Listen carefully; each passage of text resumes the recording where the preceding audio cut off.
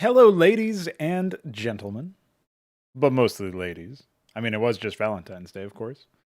Hope everybody has had a great weekend as we get into the third week of February here. That's three.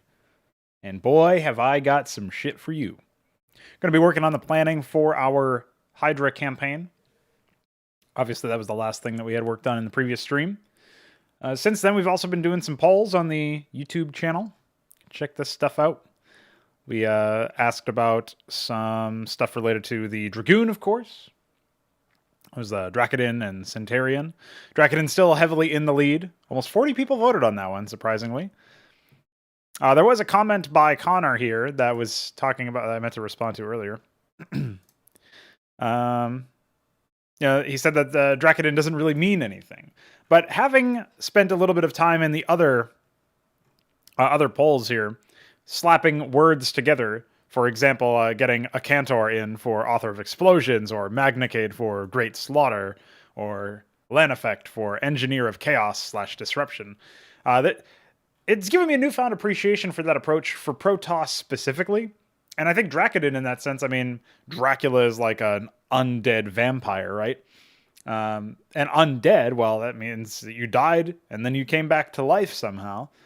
And that's exactly what happened with the Dragoon. And a paladin is kind of like what you would imagine the Dragoon being, you know, as a servant of the Conclave, and they do have that religious thing going on. So, you know, an undead paladin or whatever kind of sounds epic and kind of seems accurate for this. So, in a roundabout way, you could argue. Let's make that our comment, actually. In a roundabout way, you could argue that an undead paladin accurately describes the Dragoon's, we'll say, fantasy. Unit fantasy. So, there you go. That's that. Hello, Milestone, Burak, and Veek. Welcome, the three of you. Your entire YouTube feed is my polls.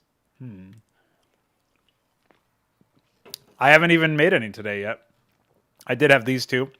It pleases me that Laneffect has overtaken Charlatan. For a while, Charlatan was in the lead there. So make sure you're voting on these if you haven't already. If you have any interest in it, I guess. You know. And on the side of the Reaver poll, we are seeing a bit of a closing of the gap here, even though a lot of people have already voted for this. I myself haven't actually voted on, I don't think, any of these polls. Maybe I voted on one of them. I think I voted Zerg on the Zerg poll. But I can't vote with this account. I would have to go to my other account. I'm obviously not going to do that for every one of them. Doesn't really make any sense. Although I guess in a weird kind of way, it's like me casting my own vote, which feels democratic, I suppose. So maybe I will do that a little bit more often. I certainly am, I'm not really a big fan of Cataphract. That's for sure. The more I think about it, the less I like the idea of using Cataphract as a Reaver name. But we'll see how the poll goes. And obviously, as the main guy behind the project, I can just to say your vote doesn't matter. So, what's up, Luciferius? Yeah, I've tried to make my stream titles more funny as well lately. Kind of disappointed AoE 2 is one stream only. I think I'll probably revisit AoE 2 a little bit into the future, but people have, you know, decided, the people have spoken, okay? They have said that they want me to start Homeworld, which apparently will also be miserable as well. So I can't really say that it's going to be pretty particularly epic. So we'll see where that goes, I suppose.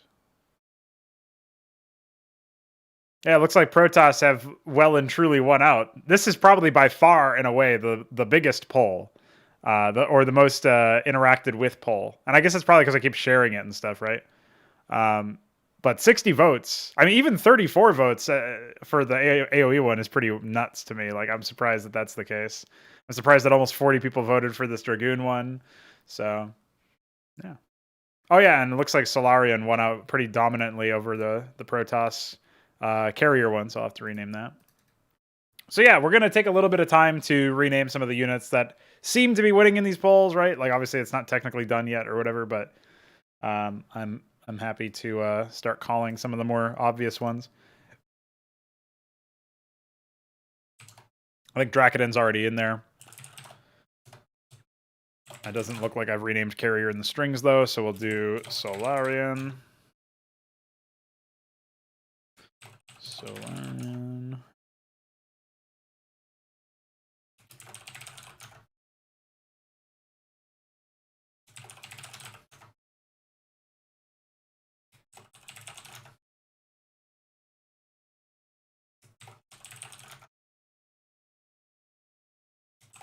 These are just orders, but whatever, we'll rename them anyway.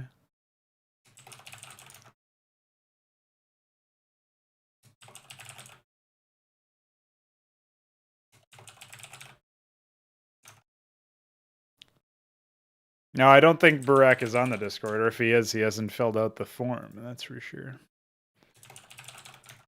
Oh, speaking of Discord, though, there was a guy I've invited to the Discord. He emailed me, Joan.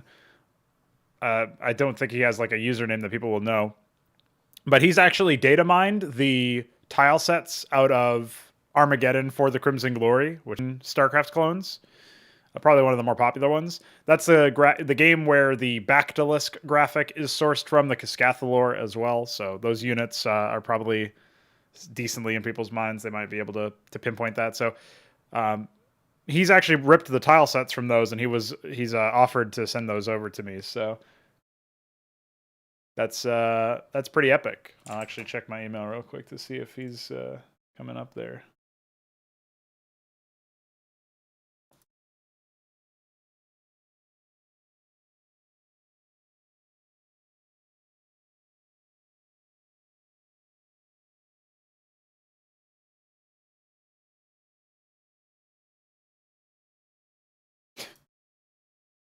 Love you, ED Commander, bringing it back to Brood War.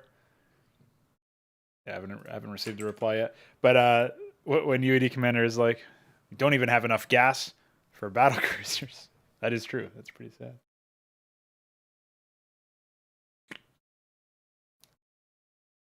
I like that one, Milestone. What's up, Alexander? Welcome.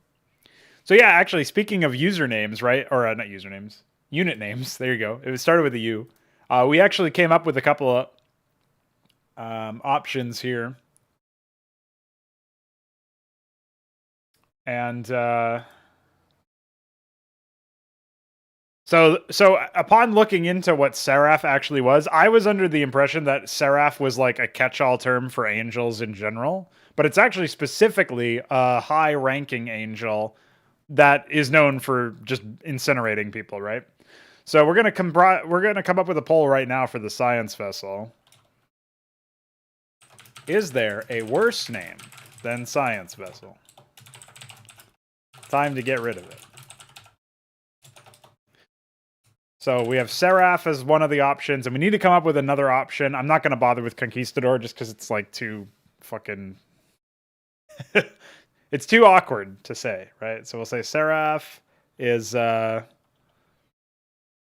Angel of Fire. I think we could probably just say like Angel of Fire, you know. We'll say has synergy with Azazel. Thematic synergy with Azazel. And then with forever facing towards God. There you go. We'll get that. Yeah, I kind of thought about that too as well. Like, I could just say, let's find out or something, and then just suggest these two names. But that would be a little goofy. Also, my browser appears to have frozen, or this tab has anyway. Oh, we're back. Back in the game.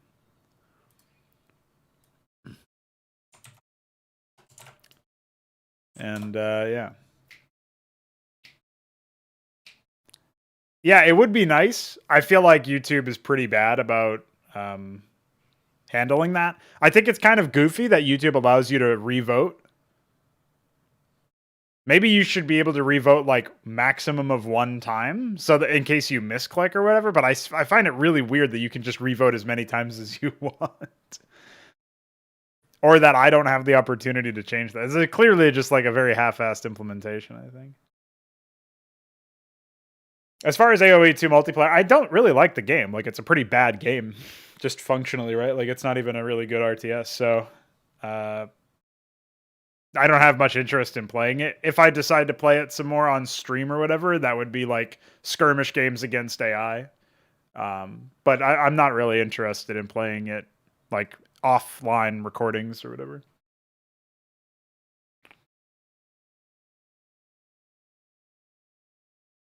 But I noticed there are some people who are interested in playing that like occasionally. Rimtech, Dynamo, Hoop Thrower. I think you as well, Veek, were in that list. I don't remember. But there's something like that. If people are interested in playing Age of Empires 2 multiplayer, there's a budding group of people who are interested in that. So feel free. So we need to come up with another name for the science vessel. And if we're not going to go with Conquistador, then we need something from mythology that's like, let's see, explorers in mythology. I don't know. Oops, mythology. Yeah, I guess we'll take a look at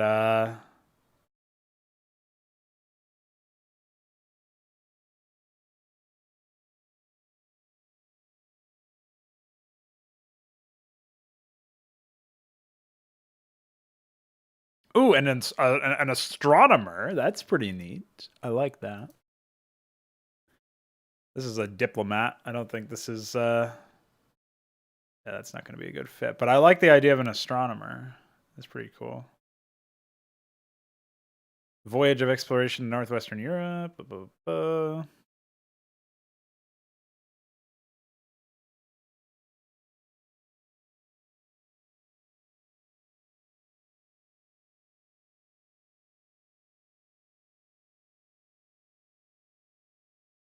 What's up, Luciferius? Oh, I'd already said hi to you earlier. But yeah, Magellan, obviously. Oh yeah, changing your vote for like a short amount of time or something would also fix it. You're right, Veek. Pretty common sense solution as well. It's not really a recent discovery that they suck. I mean, it's recent for us, but that doesn't mean that like it needed to be, 30 years into the genre's existence for somebody to come up with a way to, a good argument against them. Like that argument, like Mesk probably thought about it like 10 years ago, which is why he doesn't have it in any of his projects. Like I don't think there was a single iteration of his StarCraft 2 mod that had upgrades. I could be wrong about that. Maybe that was something that he figured out later on. But like just saying, you can't just be like, "Oh, because you didn't observe this really obvious issue with the game state, we can't blame you." But I think you can fault a product for its failings. Like if you can't fault it for failings, then what can you fault it for? Like by the logic that people didn't widely understand that upgrades were a dead end in an RTS environment until recently in our community, then you might say the same thing about like formations. Like maybe it took, until the genre was like 15 years old in order for the formation thing to be tossed out. So you can't blame it for formations either. Like I think you can blame it for all of this stuff because these are decisions the developers made, regardless of whether or not it was common at the time to hold them in contempt.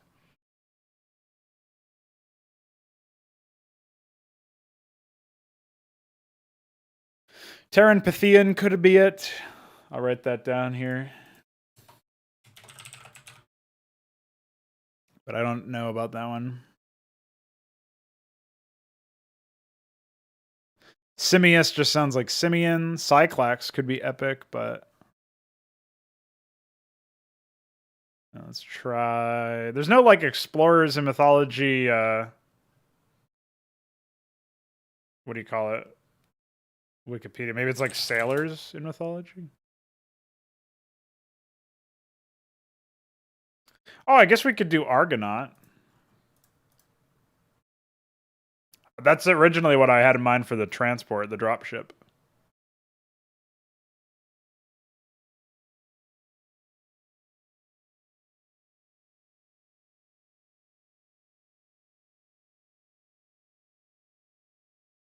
Yeah, I actually like that. So maybe that can be the second option. We'll say Argon not.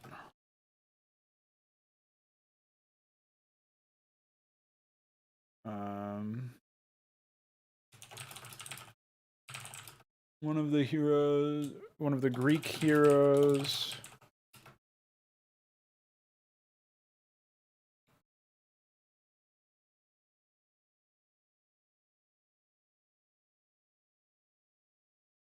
Who explored and found the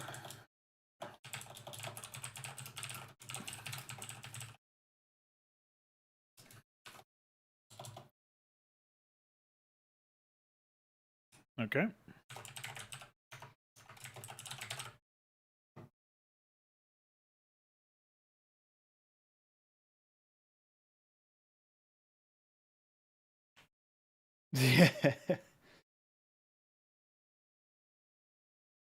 Half alien and dragon.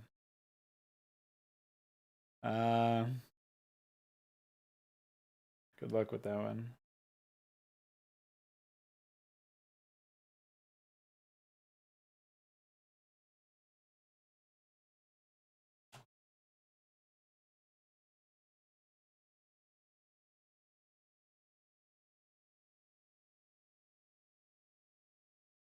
Oh, I assume you meant Perseus.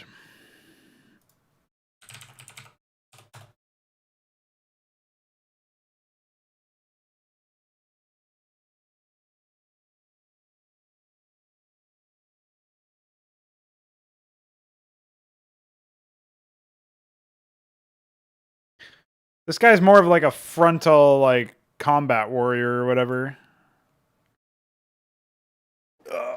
You know, uses a sword and all that. I kind of like Argonaut because it's a little bit more vague and it pertains to exploration of some sort and like a quest.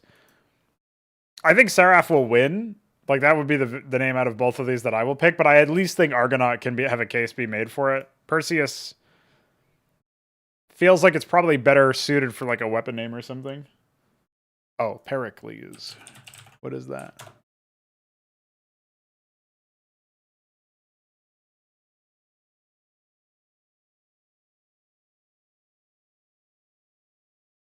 We spend so much time on Wikipedia these days. Pericles had such profound influence on Athenian society that he was acclaimed as the first citizen of Athens.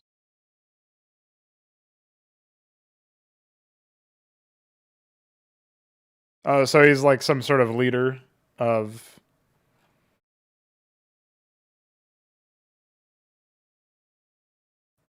He was a general, I assume.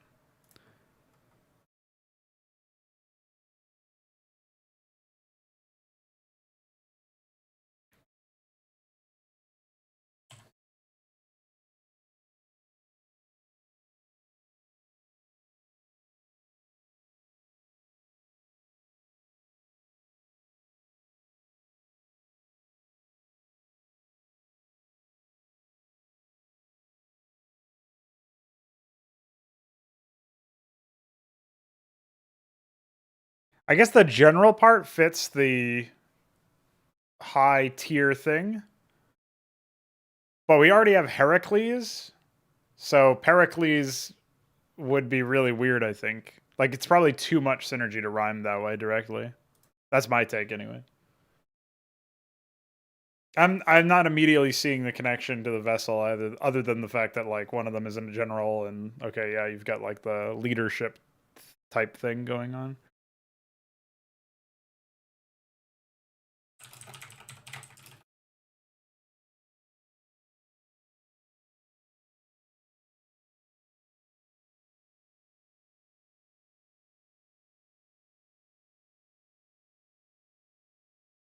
Okay.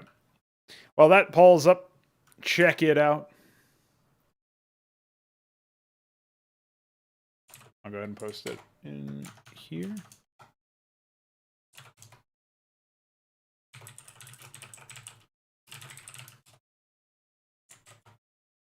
So earlier in the programming bin milestone, I noticed you were talking about you're busy a lot with work these days.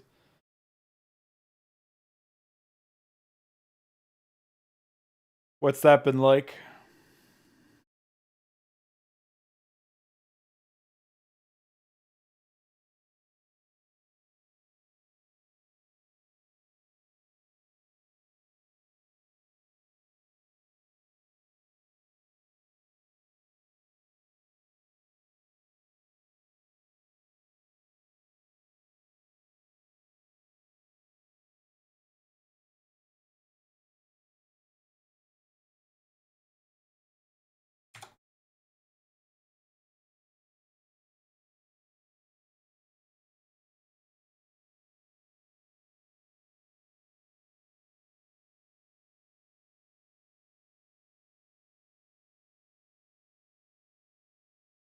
And Veek, I actually had a question for you at some point. If you do you think that there would be like a time some point soon where you'd have the opportunity to like maybe on one of the weekends or something, there might be something that you can some day or that we can commit ahead of time for working on the data structure for the new engine?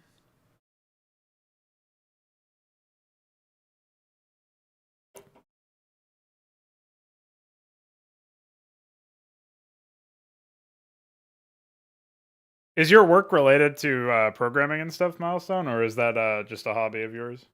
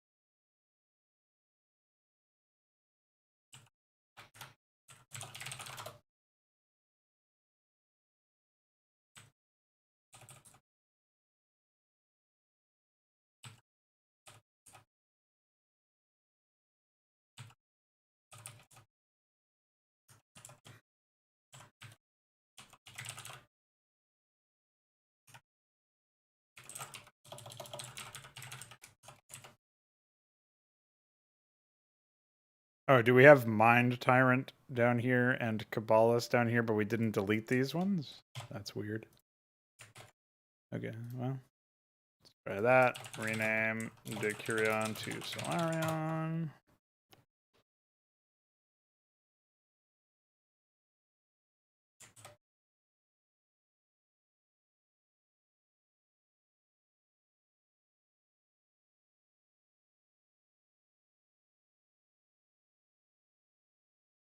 Okay.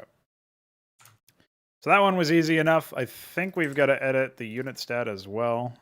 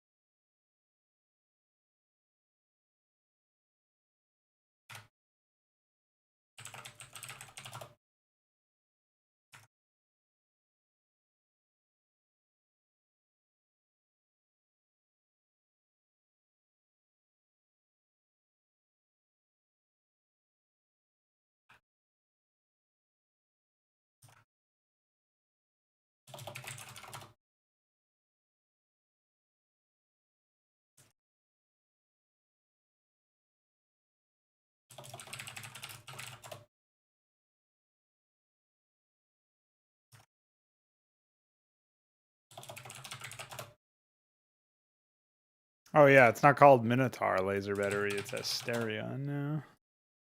Epic.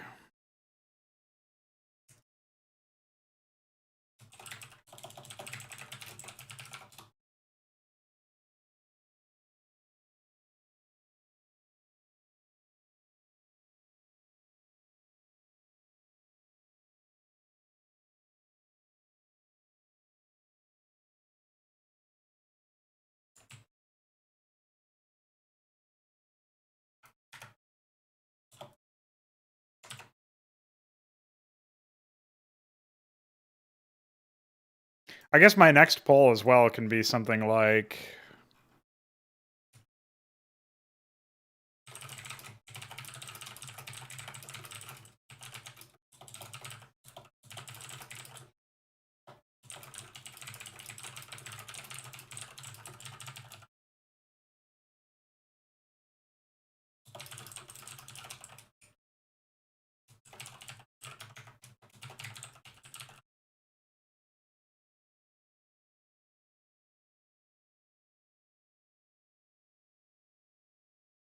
Drop this one in here.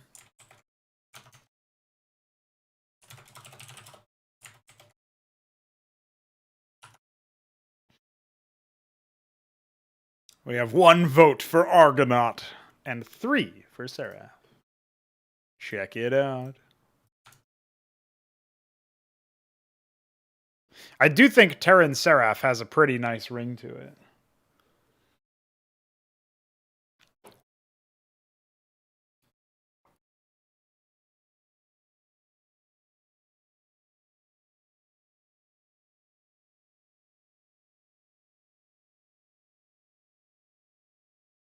You're the Argonaut, by the way. Good to know. Now you've put a target on your back.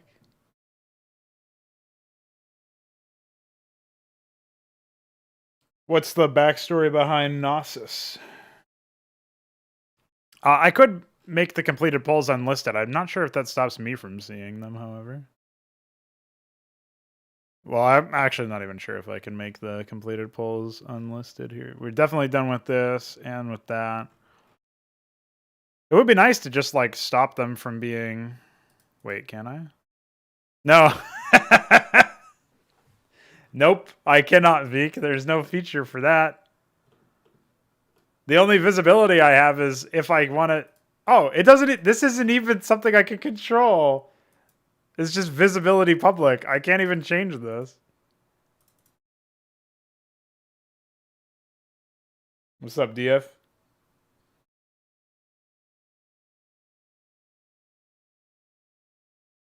So yeah, sorry, Veek. I got nothing for you.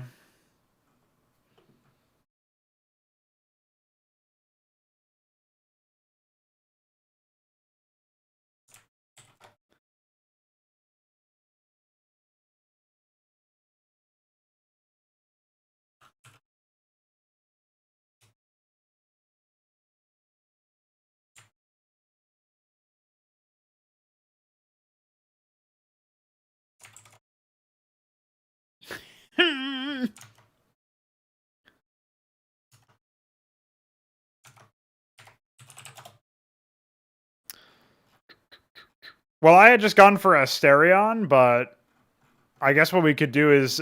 Yamato gun is kind of dumb, right? Because Yamato is Japanese and has nothing to do with, like, the Minotaur and the Greek stuff. I think Yamato is Japanese anyway. So we could make that, like, Gnosis gun or... I wouldn't mind, like, renaming that. I also don't mind renaming the laser battery to Gnosis either.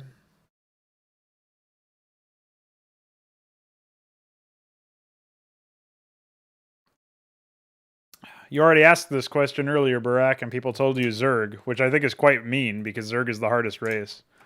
But you are 12 or whatever, so I guess you deserve it. We still have to rename the Templar for something.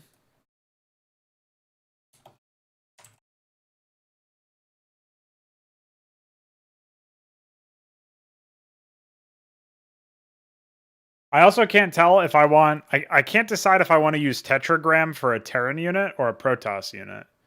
Because Tetragram is, like, sort of mythological in that it's biblical in nature. But it's also, like, kind of historical, which could fit the Protoss side of things. And just, like, Latin. Obviously, it's just, like, a Latin word. Oh, what's up, Ultralisks? Oh, the other thing that I don't actually know. What do you guys... Let's sample the chat here. Do you guys think that HYDRA is easier than Brood War to play? Like, obviously, you're going to be fighting against actual AI. But if you're just a newbie who's never played StarCraft before, would you recommend starting with StarCraft? like unmodded? That's a question that I don't really have to ask myself very often because most people have at least played Brood War, even if they like get back into it by playing Hydra, and they haven't played in like months or years. Very few people have never played StarCraft and then start with Hydra. I don't think like anybody that I'm aware of has, actually.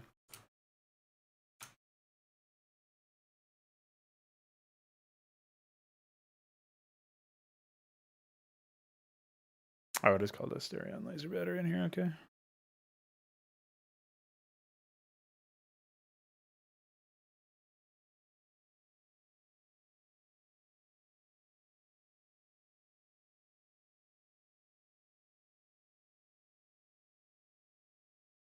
Monoceros means like a unicorn or something, I'm pretty sure. Let's search that up. Yeah, it's a Greek constellation. But considering it does say mono in it and it can attack up to 5, that doesn't really make sense. But Quintaceros doesn't really give you much either. Or what would be like Latin for 5? Let me look that up.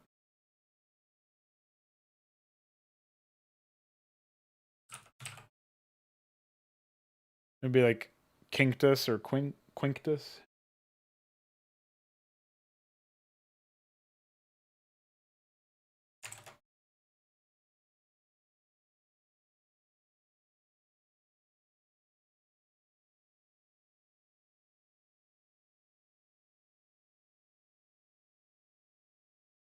Yeah, there's just way more units now, right? So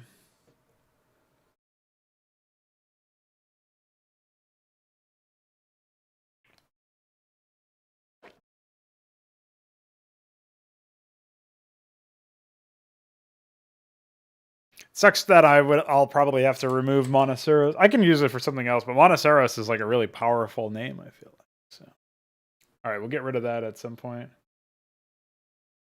Hey, check this out. There's a Hydra what is it? Constellation?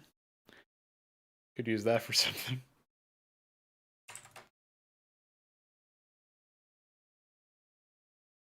I feel like Hydra is only harder for people who have already built up the like okay, it probably is harder to initially learn Hydra, but I feel like Hydra is also easier in some aspects that actually, so what I mean to say is Hydra is harder than Brood War, but learning Brood War actually makes it in some ways harder when you transition to Hydra. You know what I mean?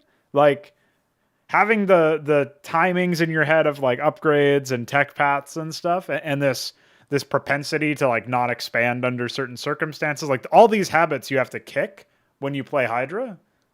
That if you don't have those habits built up at all, it's actually easier for you to just build the Hydra correct ones, you know?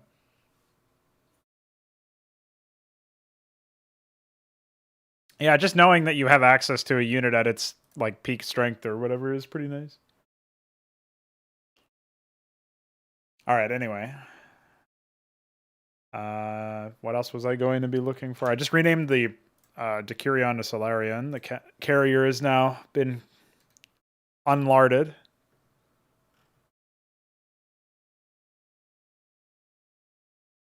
Obviously, I have Viker as like the placeholder Reaver name. That'll change pretty soon as well. We're just waiting on that poll to finish. I do like another aspect of the polls that I'm a big fan of is that it does feel like it brings us all together a bit more. You know what I mean? Like as a community, we're all talking about it. We're all like, "Fuck yeah!" Southpaw is a fighting style.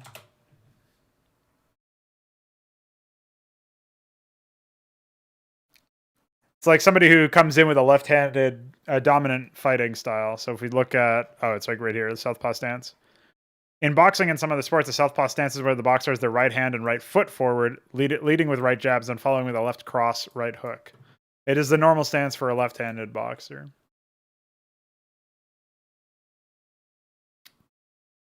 So it's not really mythological, obviously. But then neither is Vulture. So there are a couple of like odds and ends that don't conform to like the unifying theorem or whatever of the Terran names. Oh yeah, I didn't even look at the medic poll. Did cleric win after all? Because I think chaplain was winning for a while, or maybe it was the inverse.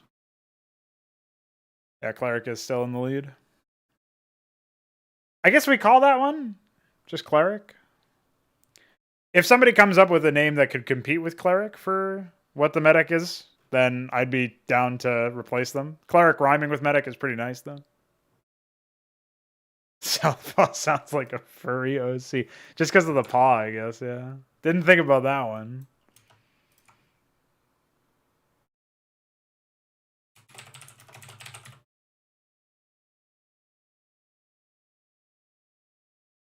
Can't say I'm a fan of that idea.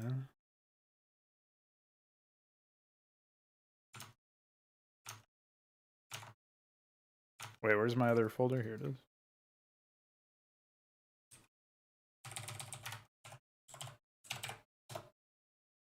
Cled dick, by the way.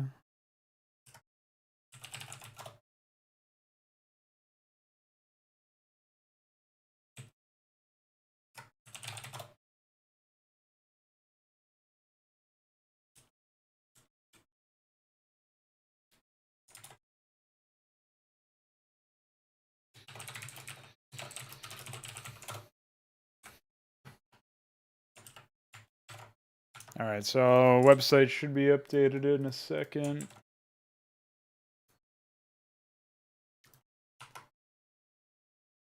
Oracle, imagine.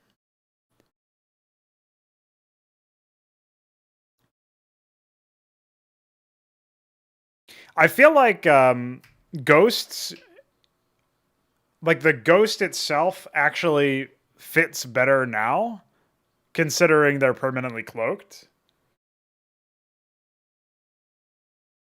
But I would like a name that's a little bit more appropriate for a unit that can call down a nuclear strike. You know what I mean? That's like what I really like about the Seraph name for Terrans.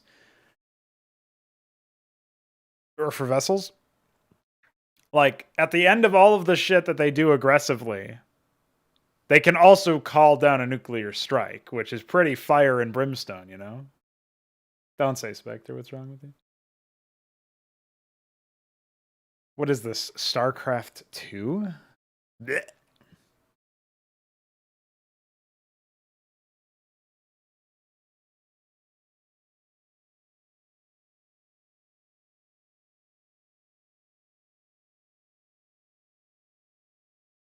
So I think we probably would want to, if we decide to rename the Ghost as well, which I'm down to, that also kind of opens up the Wraith for renaming, although Wraith is also, I think, a fine name for this.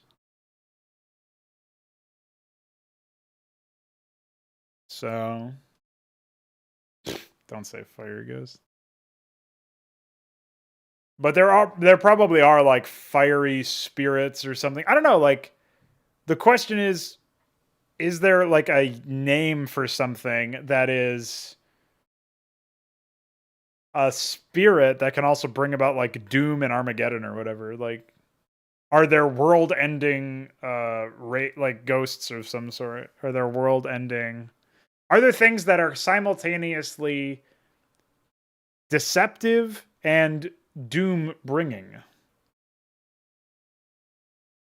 That is the question. And I don't think there really are that many, right?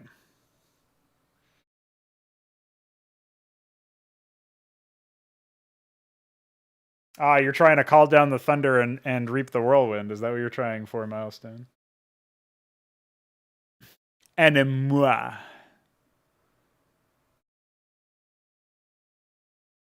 They had only 3. Well, Zephyrus is like Zephyr, obviously, which is like speed. Notice, Bringer of Storms. I guess that could be it.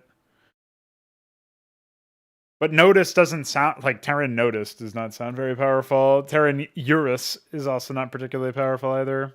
So that's why I'm thinking we probably want to err on the side of like, oh, what's up, Mauli? Welcome to our renaming and concept having stream. Oh yeah, thanks for reminding me about that. I had intended to rename the Heracles passive anyway, so I wanted to look into what Nemean actually. What is Nemean anyway? Is that like Nemea? I guess it would be Nemean, not Nemean.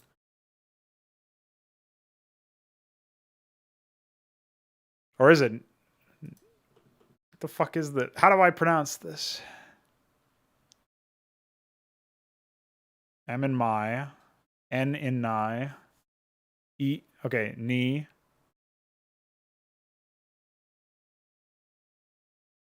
Oh, it is Nemea. Okay, I was right. Correct. I was correct. So Nemean reactor it is. Yeah, I can't read this IPA stuff or whatever that is. So. Boop, boop, boop.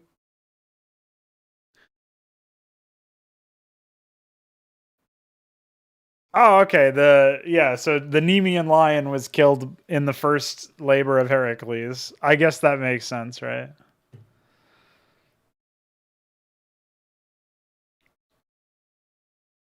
I guess we could also have like Lernaean. I mean, Lernaean would be a better one, shouldn't surely, because it's a Hydra. Hell yeah.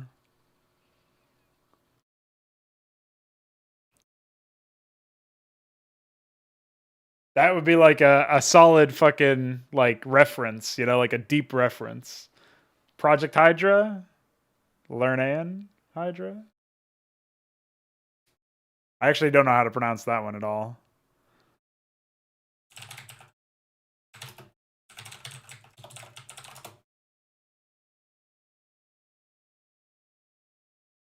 Is there like a way I can hear this? Not here. I don't like looking at YouTube videos.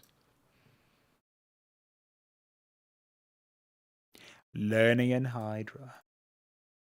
I don't know. Some people say Lernaean, some people say Lernaean. So Lernaean is probably fine. Yeah, what do you guys think? Nemean for the lion or Lernaean for the Hydra? I'm down to rename it to whatever, but what was your argument for Nemean specifically?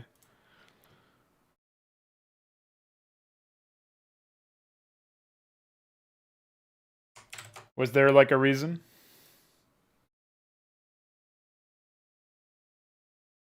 You can't learn much. Yeah, but Heracles aren't like fiery, so. What are the rest of his 12 labors anyway?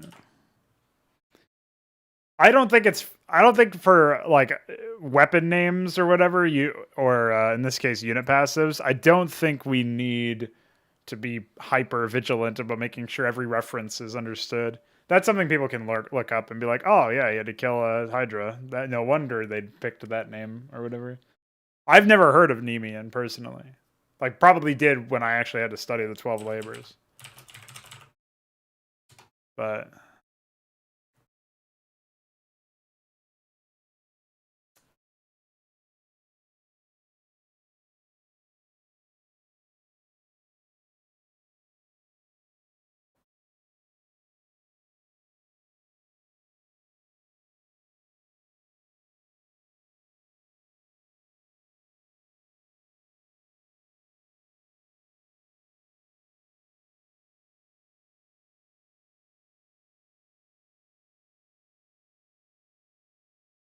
yeah, I think both of them sound cool, Nemean and Lernaean or Lernian. So it's just about what people like better, I suppose. But I don't think I need to make 3 polls in one day.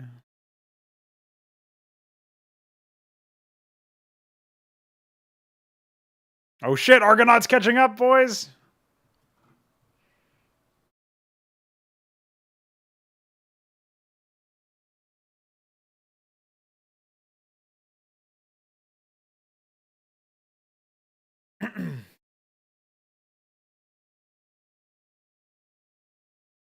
Oh, that's not a bad idea.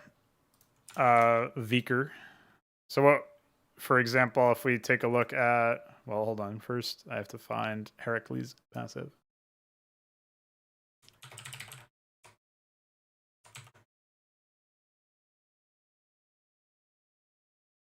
Well, Shade doesn't really have that apocalyptic vibe we're going for. Otherwise, it feels like just a side grade for like Ghost and Shade. Shade is like slightly cooler, I suppose, than Ghost. But aside from that, it doesn't really feel particularly epic.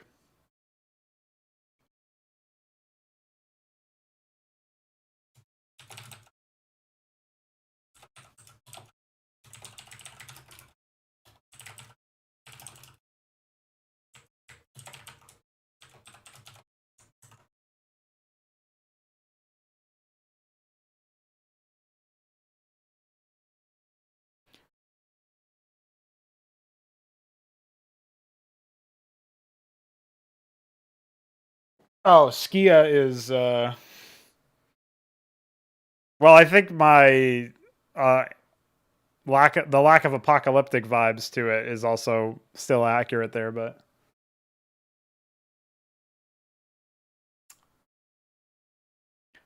um an origin. Where would the origin field go? Let's shadowbox this, right? So we got to go to the Solarian page. So maybe hold on.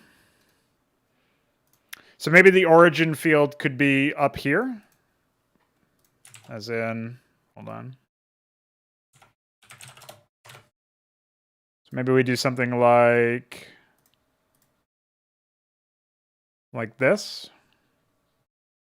Is the origin field? Oops. Something like that.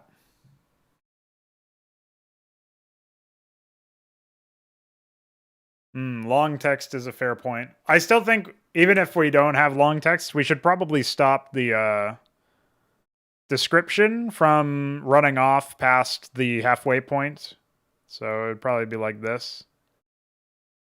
Would be the barrier or whatever before it like automatically moves on to the next line. So I'll give you an example of where this happens because I was just looking at the Wraith page. Like at the but here, or maybe but less, is where you should probably have a cut and it should automatically go to the next line. I can obviously style it manually this way, but it requires me to push it and then see like, oh, is it over or whatever. So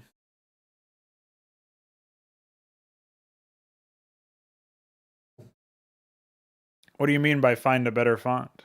What's wrong with this font?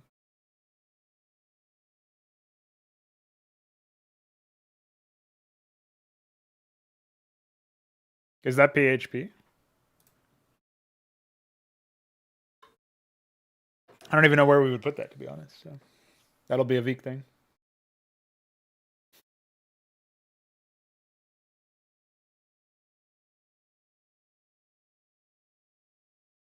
Well, flinging your iScript isn't going to mean anything for most people, DF.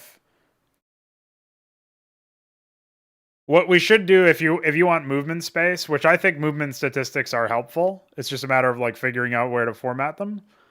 I would say we probably want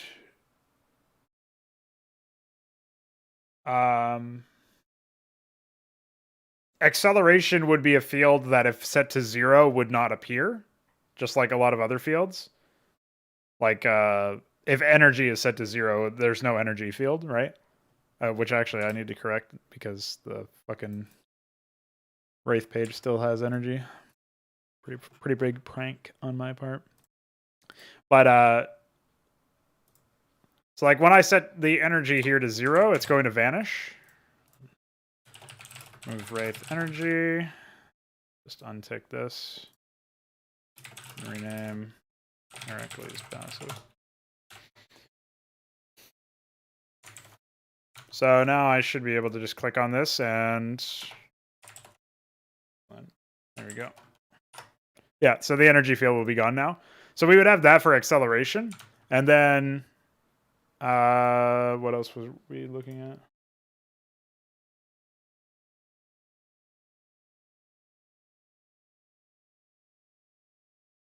Well, I don't think you want anything other than a basic font for most cases.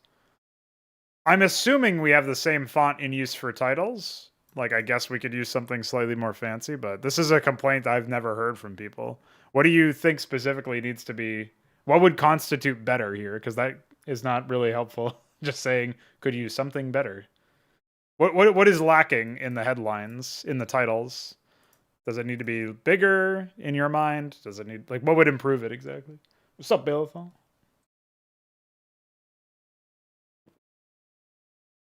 All right, so let me document a bit of a wish list here because we seem to have like a bunch of different ideas from people. So we have like, we'll say, explore font improvements for titles, headlines, etc. We've got add movement stats category, accelerate. Wait, what was it? Top speed, acceleration.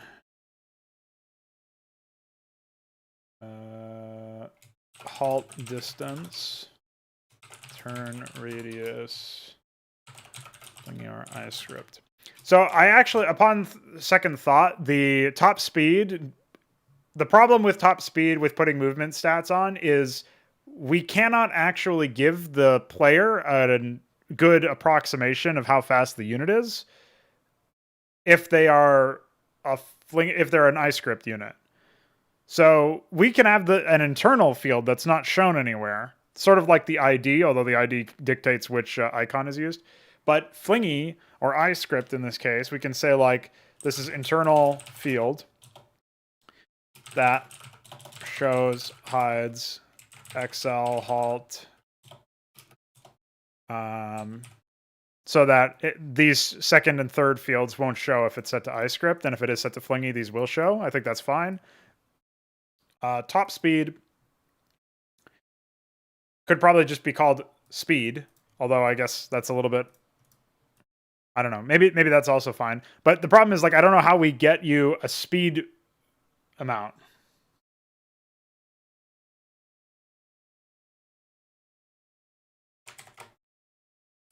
So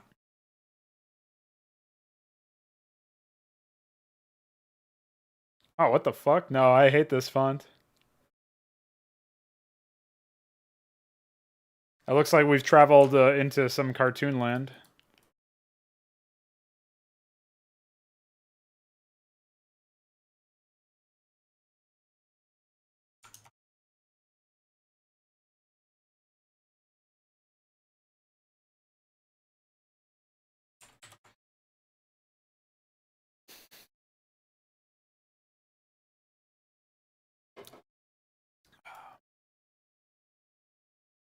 Okay, anyway.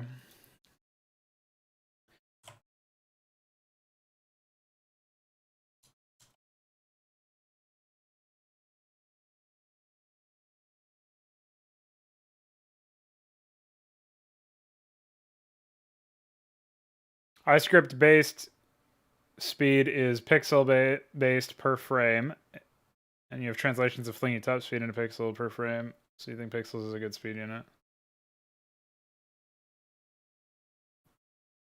Now I'll tell you what, like the font is pretty miserable just because it's basically there's like way too many curves for everything, and it actually makes it hard to read at a glance. So it fails at what a font should be used for. This is something that you could have like an overly stylized title with, but not something that you should be using for every single thing. So there you go. That's my review.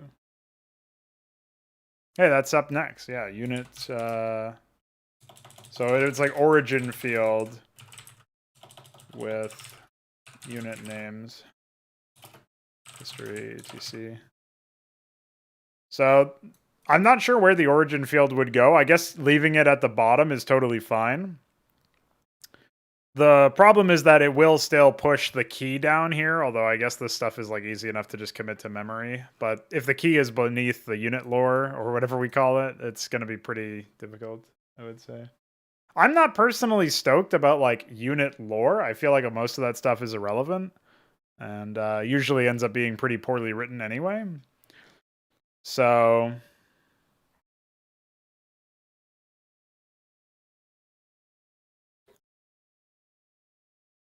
I mean, I guess we could throw something in there and I'll just fill it out as time permits, but most of the time it doesn't end up yielding any actual results. You know what I mean?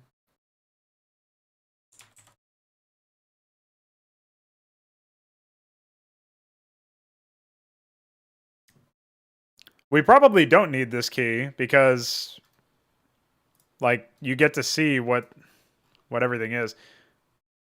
I mean, the thing is that it will highlight, like, oh, the engineering bay enables certain other things, right? And then the science facility enables certain other things. So you do get some things out of it, but whether or not you need this at the bottom, I'm not sure.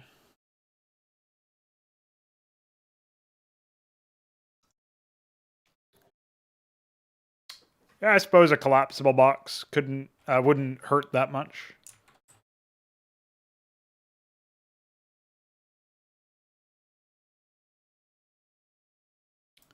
I was just about to write something else, but I don't remember what it was. Or I was about to do something. Oh yeah, I have to fix the science facility not enabling the iron foundry.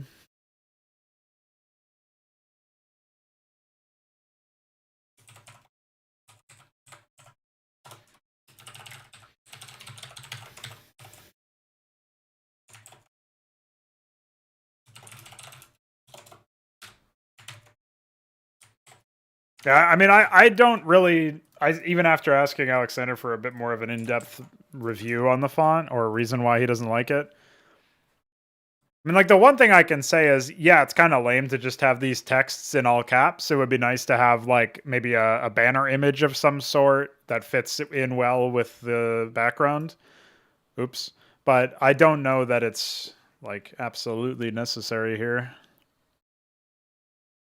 I certainly don't think it needs to be changed inside the unit page. You might be able to get away with the name of the unit that you're on being different, but everything else seems totally fine to me.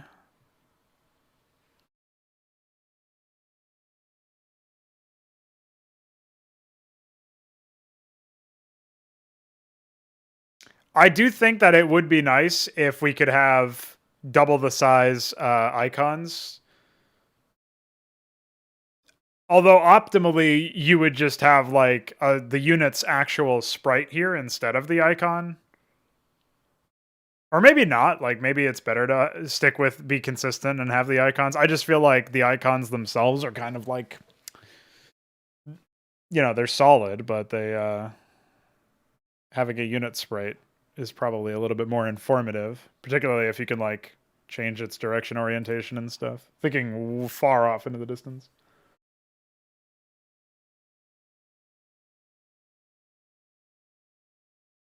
I don't think we need more font variety, yeah. But if you're going to talk about, like, the headers and stuff, yeah, we should probably get, like, a solid header that's a per race thing or whatever. Like, we can have a Terran image that just has, like, the Terran, some sort of text that really suits Terrans, like a font that suits Terrans specifically, and then they can get their own, like, custom banner almost out of the text. And then we can get something for Protoss and something for Zerg as well. But then the more specialized you get, the less obviously the less consistent things look, right? So maybe it's better to just stick to one font for headlines and titles and another font for the one that we have for everything else. It's probably fine.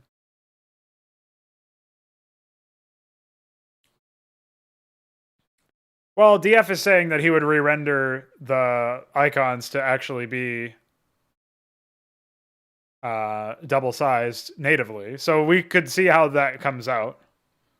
Like, if I guess maybe Vik is saying that if you increase the image size here, then, like, I don't know.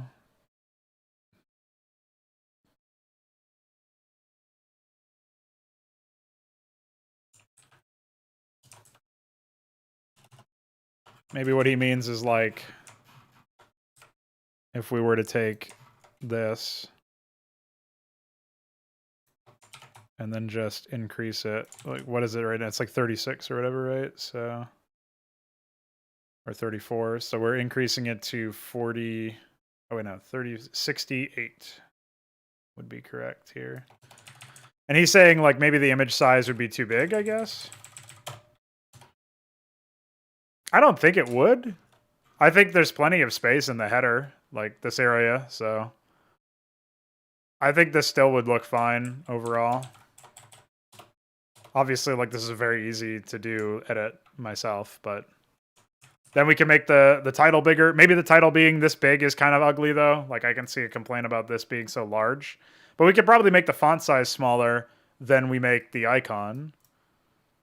It does introduce a little bit of variance, but we could figure that out. I don't think that would be that big of a deal. It's certainly not like a high priority thing though. So what do you make of actually adding an origin field? Where should that go? Because that's what we were initially starting for, right? So should we be putting this down here at the bottom, like bottom left area, essentially? I'm trying to think of like, maybe the matrolith is like the most overloaded unit, or not overloaded, but the most text heavy unit, I think. It has the 4 abilities, one of which is a passive, the other one of which is really a weapon. But it has all of the fields, basically, except for enables. But it has some creates here. So yeah, I think having the matrolith below here at the bottom would be fine. Well, DF makes the icons from the unit GRPs themselves, and obviously the GRPs are bigger than 32 by 32. So his process involves downscaling it in order to make the icon in the first place. So my initial thought was to the right of the unit description, but people correctly pointed out that if you're going to have a longer description or lore write-up or whatever, then you need to give yourself space to do it in more than just 3 or 4 lines. So if we're thinking long term, I would say we could have to the left could be the unit's lore, and to the right could be the unit's like maybe gameplay tips or some observations regarding the new role. So this is stuff that I've usually just used the description for, as you can see here, where I talk about Hydralisks benefiting from their movement upgrade by default, but they do not have upgraded range. This could change to its own format to the bottom right, its own field, and this field to the bottom right would be like gameplay information. And then there would be lore, or maybe the bottom left could be gameplay information and the bottom right could be the lore. And the lore field would have like information on the names. What's up, Iron Torch?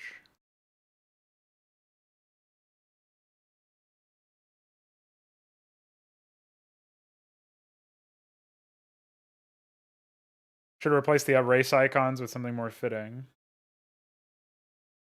You mean like the Terran Marine, Protoss Zealot, and Zerg Hydralisk? I don't really know what would be more fitting than that, unless you're talking about something else.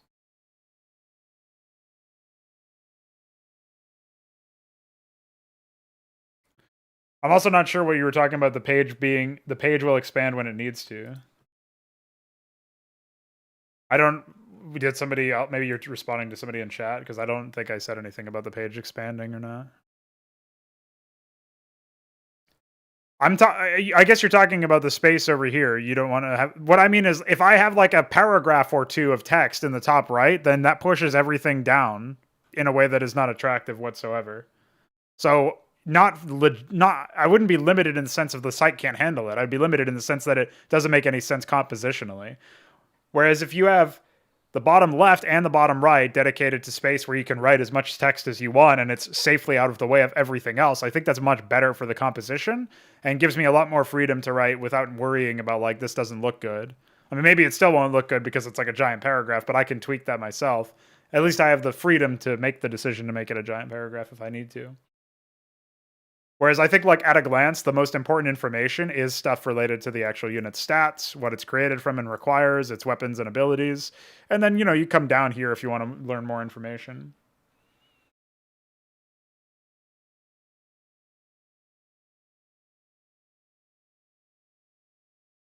And then I could remove stuff like this and have a dedicated field for like developer notes about the gameplay aspects of it or whatever. So there'd be like gameplay notes and lore notes or something would be the fields, maybe. I don't know what you would call them. But then I can get rid of this and we can just have ranged strain as the description. It's like very shorthand stuff. It's totally reasonable. And then you just jump down.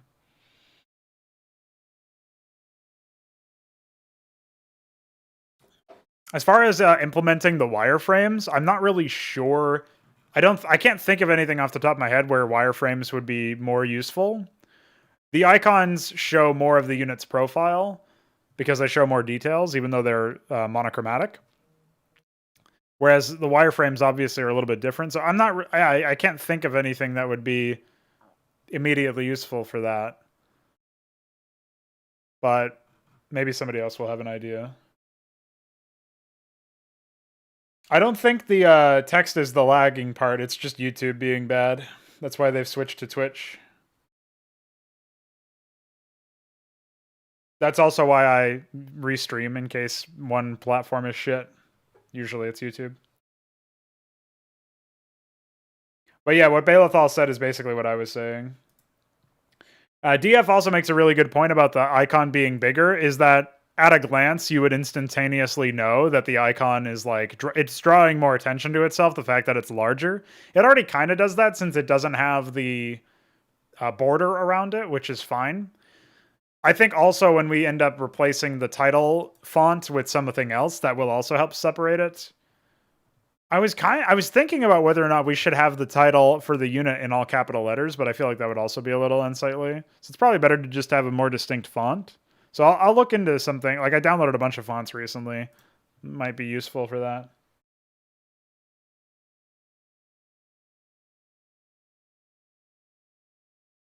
I've used Penumbra before. They're really good as like just general late game units.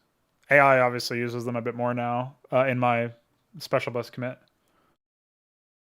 Yeah, I think one or maybe both of the abilities that it has are that are not yet implemented are never going to be implemented in this engine, from what I understand. This one might be okay. It might be possible to implement this one, or no, maybe it's this one. One of them is like easier to implement basically, but I don't remember which one it was.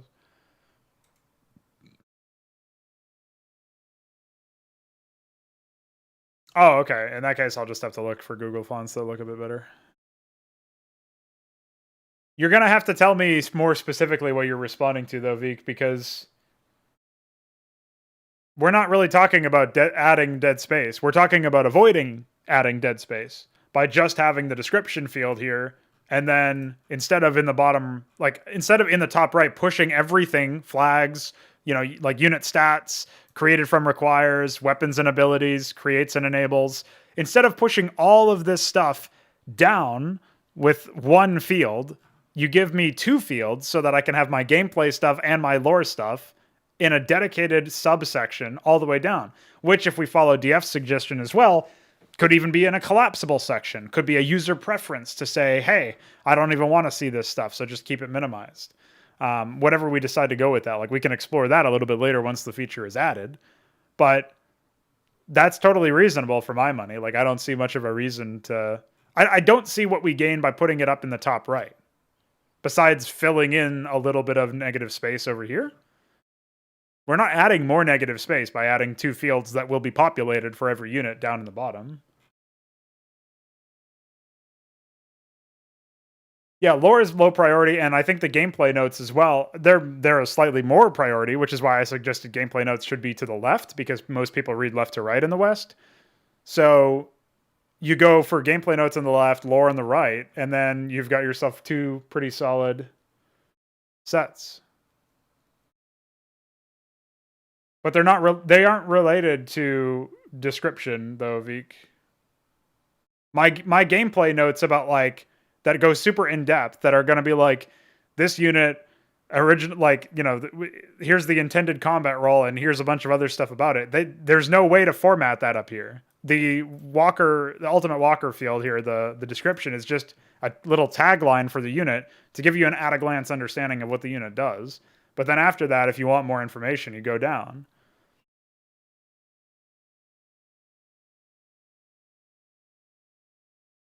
So you're talking about destroying the logic behind the layout, but that's exactly what you're advocating for if you're putting both gameplay notes and lore notes up in the top.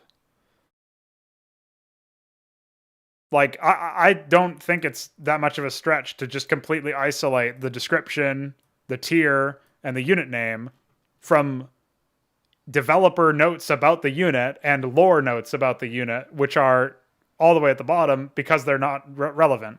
These are relevant. It's relevant to know the tier, and it's relevant to know the unit's name and the description, right? The tagline, the role, if you will. Those are like relevant at a glance. And the other stuff is like for people who want to study up on the unit.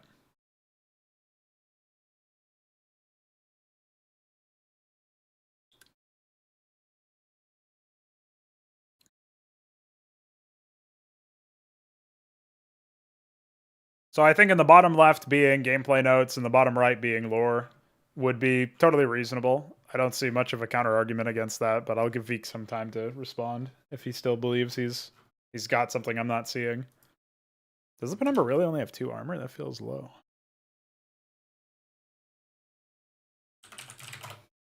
Oh wow, only has 2 armor. Should probably drop its HP and up its armor by 1 or something.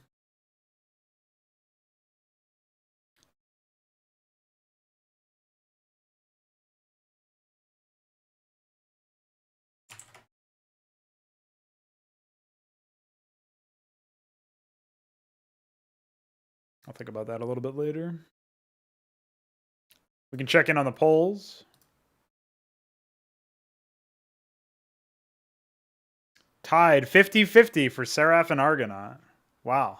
That is something I did not expect.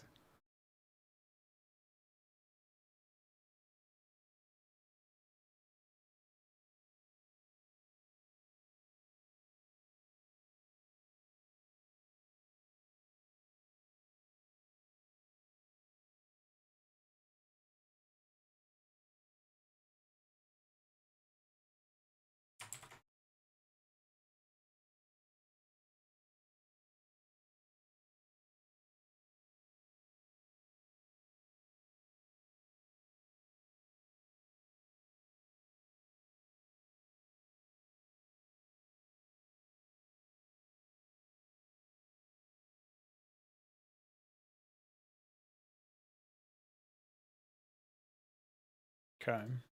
Looks like tomorrow I'll get those tile sets from Joan. That'll be pretty nice.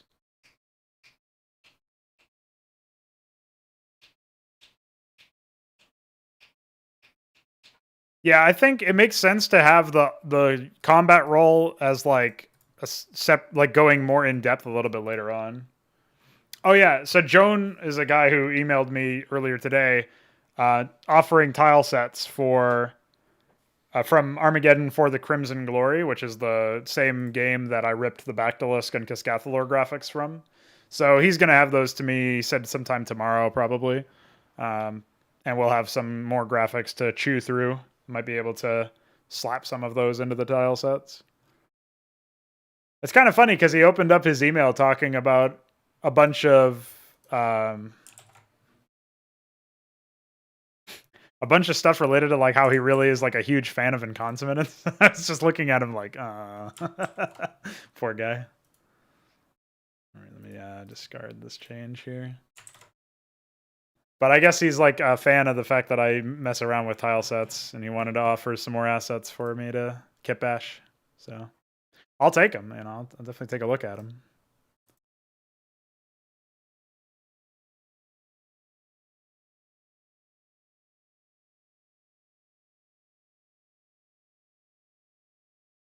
All right, so we've done a bunch of renaming. We've also taken a look at all of this stuff.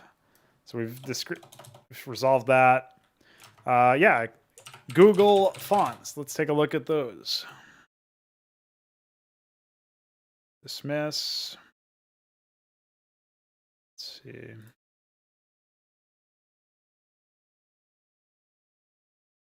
I forget what we decided or what we were using before. But or what we're using right now on the site. I forget which one it is. I think it's the same one that I'm using On my Wikidot, though, Roboto. Oh, yeah, okay. Just looked at chat. I kind of want something that doesn't have everything in all capital letters, even though a lot of those are pretty compelling to me.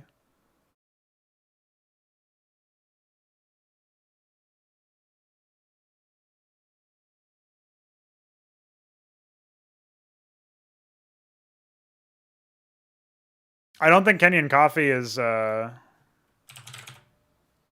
Kenyan Coffee is here on Google Fonts. Holy shit.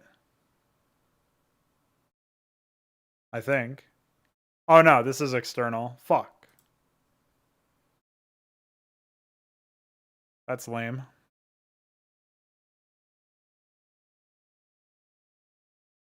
Why is Kenyan Coffee associated with the website then? Because DF had to install it, I think.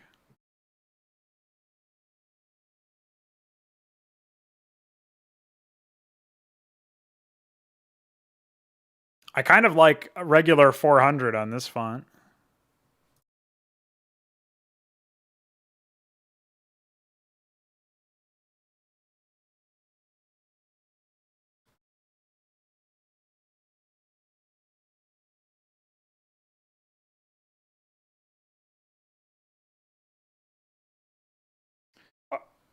Nyx could work, Mally.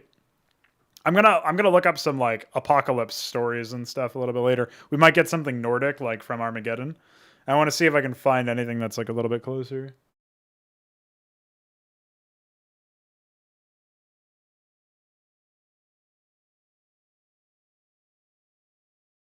For a second there, I was going to ask what you meant, Veek, and then I looked at the E's. I somehow missed the E's. The E's are like fucking... They're spinning. Yeah, okay, never mind then. Let's look for something else. I like most of that though, but the ridiculous, like over-exaggerated curves and stuff are a bit much. I kind of liked Tico, but it's too, or Teco, whatever this is, but it's like too thin. Maybe there's one that's like... I guess I don't mind the bold one, but then it looks like a little too squished. Not really a crazy fan of that.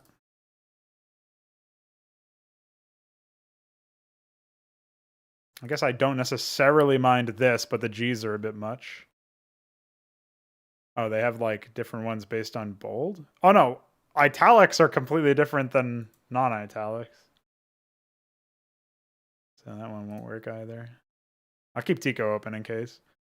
What's this one? Whoa, nice G. Yeah, all of the like seemingly compelling fonts at face value or whatever just get annihilated the second you look at them for any set of time.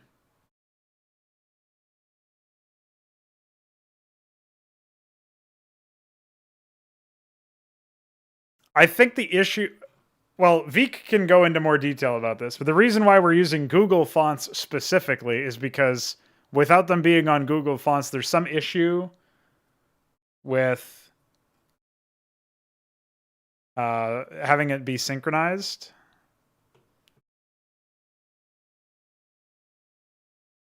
I don't really mind this bold 700, maybe even semi-bold 600.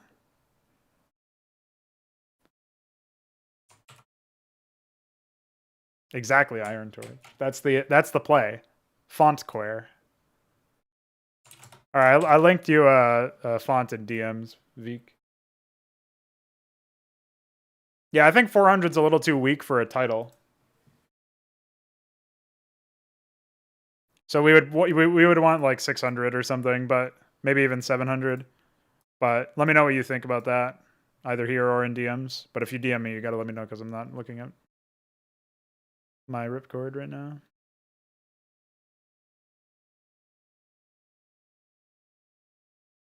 Stat leaks. Check the R. For what, Maven Pro? I guess it's a little goofy, but it's less, the N as well is a little curvy. I don't mind it when it's in the 600s though. Like that's, the 600, 700, like it takes a lot of the goofiness out of it, I feel like.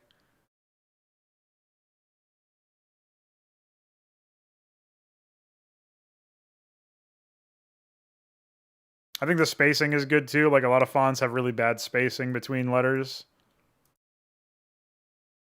No, it's only cut off because Google is Google and haven't figured out that they need to extend the fields. Like if you look at the G down here, it's not cut off at all. We could do better. There could be a font that's like that, but isn't as stupidly curvy. This one has like a lot of nubs at the end of the G or at the beginning of the R. You can't really do without or do away with.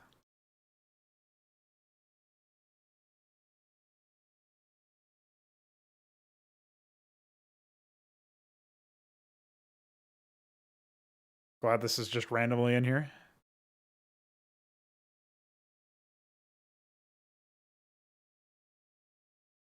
Well, I think we need a new font for the titles anyway. Well, we don't necessarily need it, but I think it's worthwhile to separate out like the title of like up here and the title of a unit name, aside from just being bold. And I don't think we're gonna get a better font than just Roboto. At least I haven't seen one, so.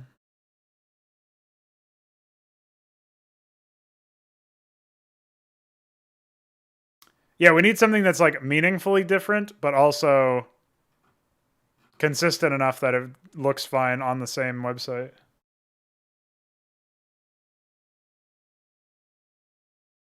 I don't know. That's something that we can look into a little bit later because it's not really that high priority.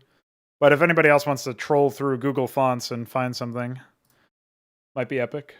I'm going to take a quick BRB, and when I come back, I think we'll just transition into working on some more of the actual campaign plot and stuff. So stay tuned for that exciting chapter of this Modstream.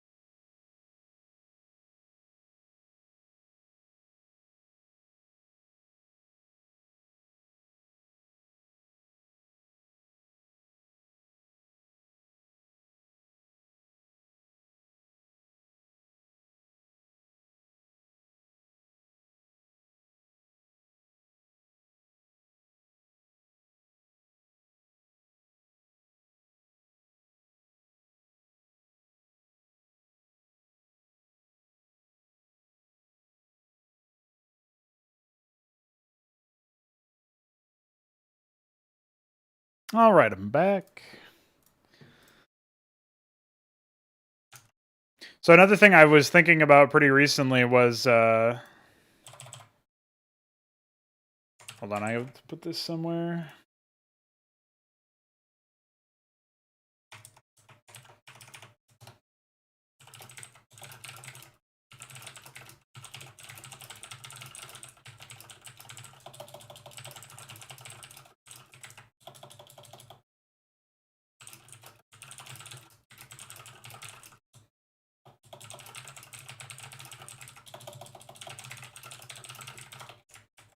All right.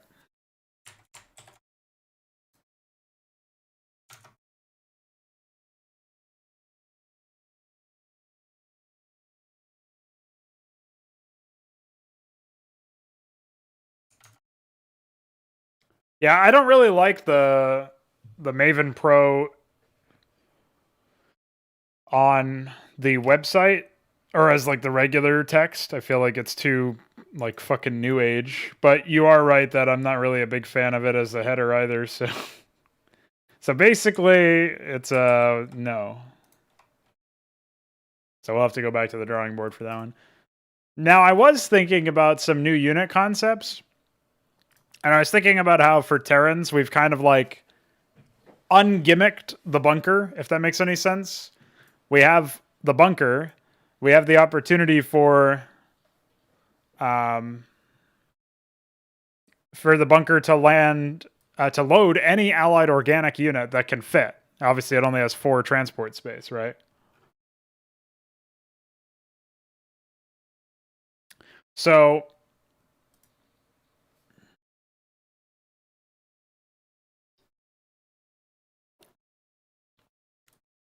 I think with the bunker being like this and ungimmicked for organic units, I was thinking maybe we lean into the garrisoning thing for Terrans, and so this is kind of a wild idea. Well, I've got one wild idea and one not so wild idea. So one of them is we lean into garrisoning for Terrans, which means we devise 2 units, one of them a unit, one of them a structure. There's going to be an advanced defensive structure that you unlock with the engineering bay that would accept garrisoning vehicles. And so it would be like a vehicle bunker type thing. So you could load in a siege tank, or you could load in, I guess, maybe 2 Goliaths or something. Like, it probably has the same transport space. So this would accept mechanical units, essentially. No, flying anything does not... Eventually, lifted structures, including tech structures like the engineering bay, will not do anything for you until they land. So lifted supply depots will not provide supply until they land. And lifted engineering bays do not unlock any of the things that they normally unlock until they land. That's how I'm going to punish players for having to lift off in the first place.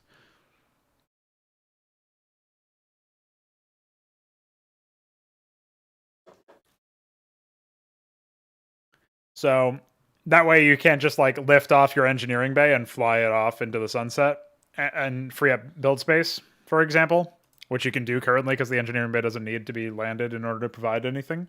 So that'll eventually fix that exploit. And I think that's also fine. It's like you lift off a missile turret, it doesn't detect or attack until it lands.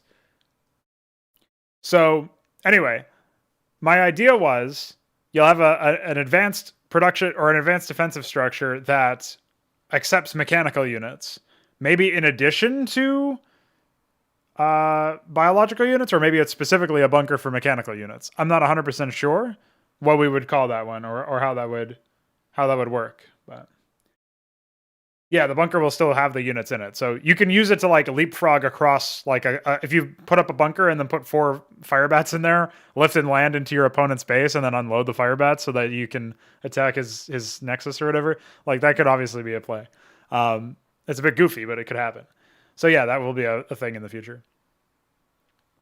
Now, the mechanical bunker will be like the same type of thing. You'll be able to deploy, some sort of siege tank in that sense, right? Here's my other more crazy idea. Well, I guess my other more tame idea would be like an APC type unit for Terrans.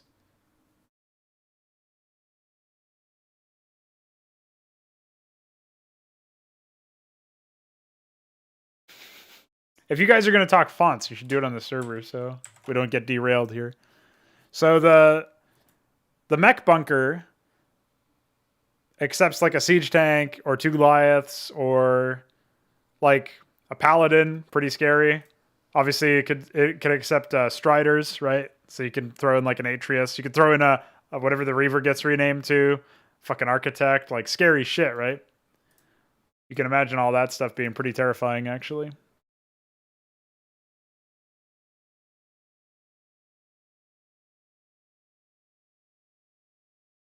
What do you mean, milestone? I'm not saying the bunker will look exactly the same, obviously. We'll have a different graphic.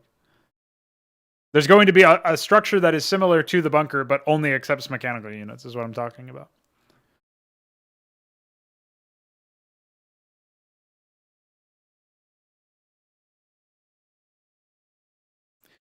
So, all of that aside, right? We have the opportunity to come up with something really psycho. My psycho theory was that we remove missile turrets and replace them with a turret that accepts 1 unit in order to get its weapon. So it's like a turret that you put in. Yeah, but why would I plan on doing that? That would be goofy. You goofball. I'm talking about new unit concepts here. So with the missile turret, my thought was, like, I really like the idea of leaning into the garrisonable trope or gameplay thematic or whatever. So that kind of mechanic being really there for Terrans, I think is nice. And I don't think that the missile turret really gives anything for the Terrans specifically. You know what I mean? So I was thinking we can have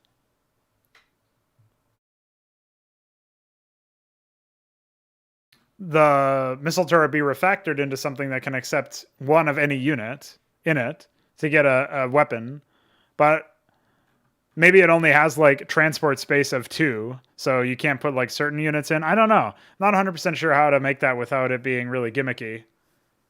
I was originally thinking the missile turret would only accept air units, but then if we do that, then unless you go starport, you can't even use the missile turret, so that doesn't make any sense. So maybe we keep the missile turret as it is, but this is like a new defensive structure.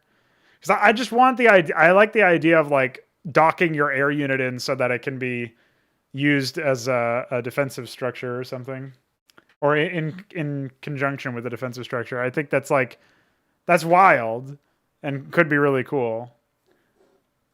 Maybe it makes more sense as like an APC type unit though.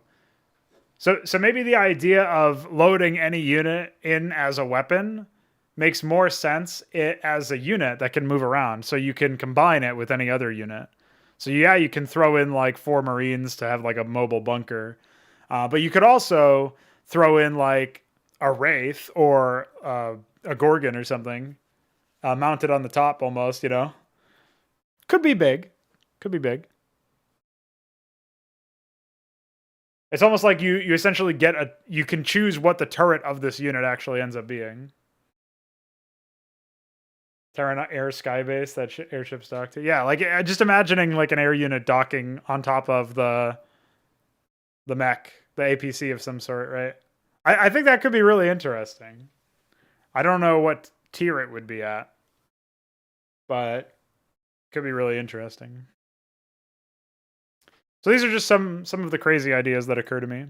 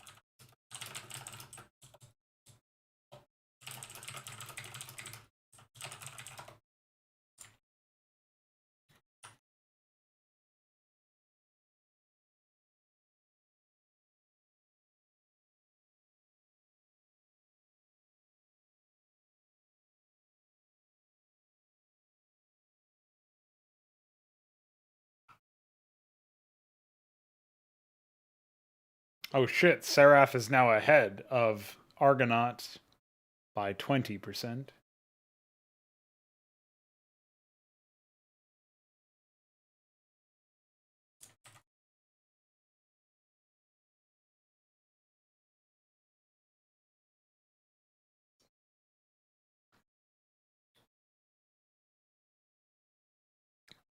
Okay, so DF, you're suggesting the turret could be an add-on, like you could build that on an existing bunker.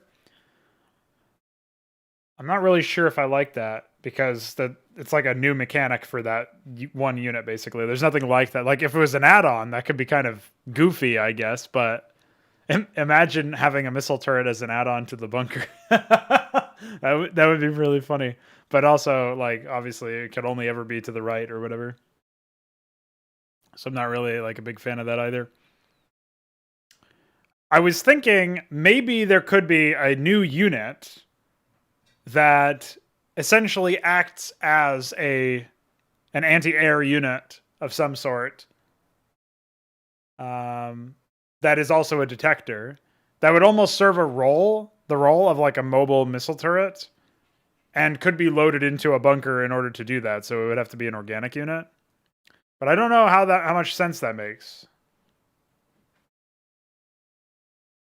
Yeah, I definitely think that, for example, the ion cannon could have a some sort of add-on that like increases the attack speed of a defensive structure, and that could be something that like more than just the ion cannon has. Like in the future, there's like 5 different defensive structures, and they all have this add-on. That could be pretty neat, actually. But I don't know how worthwhile it would end up being for anything aside from the ion cannon. So yeah, I think in the future, allowing add-ons to be placed anywhere around the structure, as long as they are still in the, what do you call it?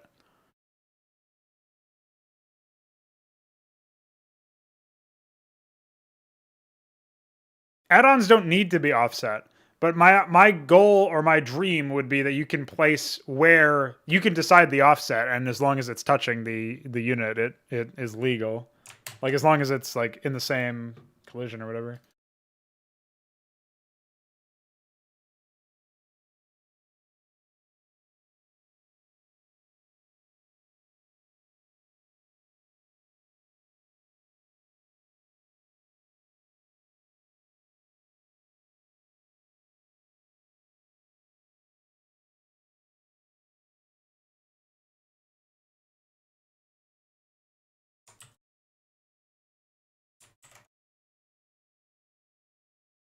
I'm not sure why you pinned that instead of just resending it. What is this anyway? Oh, so I just download this file, in theory.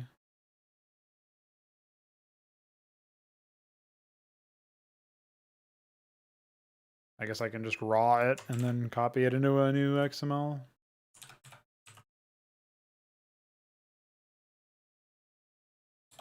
What is this? Markdown blackboard.xml.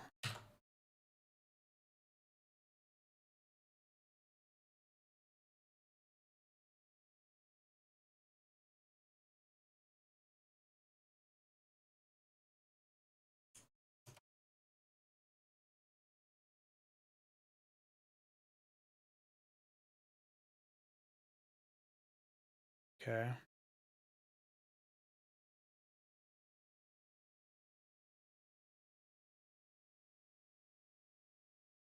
It didn't show up.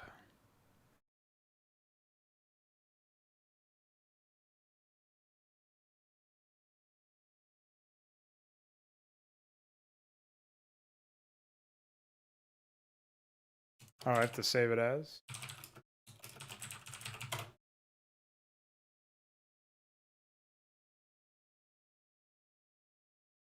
Oh, that is pretty epic.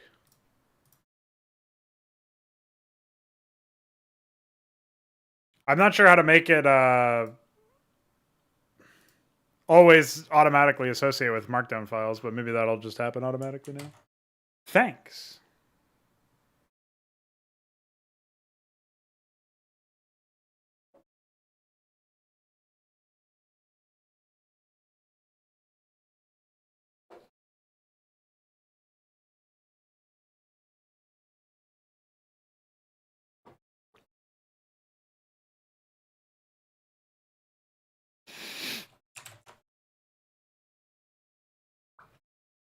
Yeah, it already is defined that way. If we scroll to Markdown, oh, there's multiple versions of it now. That's epic. But only one of them even showed up in my user-defined language order. The extension is MD and Markdown. So I don't know. Yeah, the Malkothra core is allegedly the most difficult unit to implement in all of Brood War's history, according to iQuare. It's pretty insane.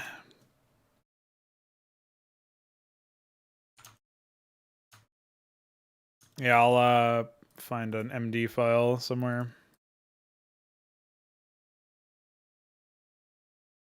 No. Can I like delete a file? Maybe I can remove this one. Yes.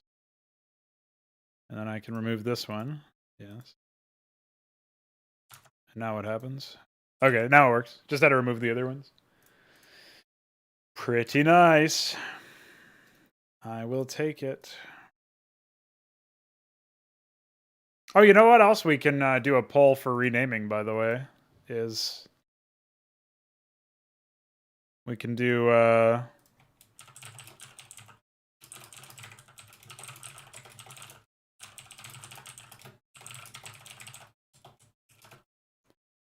the High Templar. So I thought about renaming him to Maven, but I'm not really a big fan of that because Maven essentially means master, but Protoss Maven does not sound. It almost sounds like sinister or like it doesn't sound priestly or like Templar-y, if that makes any sense. I think Ascendant is too lame. Aspirant could be cool. I'm not sure if that's something that I really want.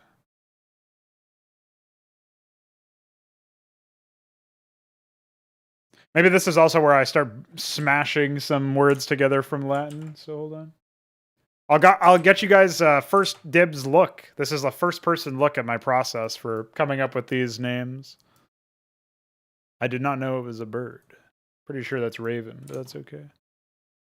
All right, so what I like to do is I like to come up with some words that I think fit the High Templar. So we could do like sage, and then okay, we've got sapiens. So then I basically write down like, okay, I've got sage. So I do sapiens, salvia, sophos, and then I like sophos being an adjective, I guess. That's fine. And then sagax or sagax, whatever. We don't really need that one. I'll write it down anyway.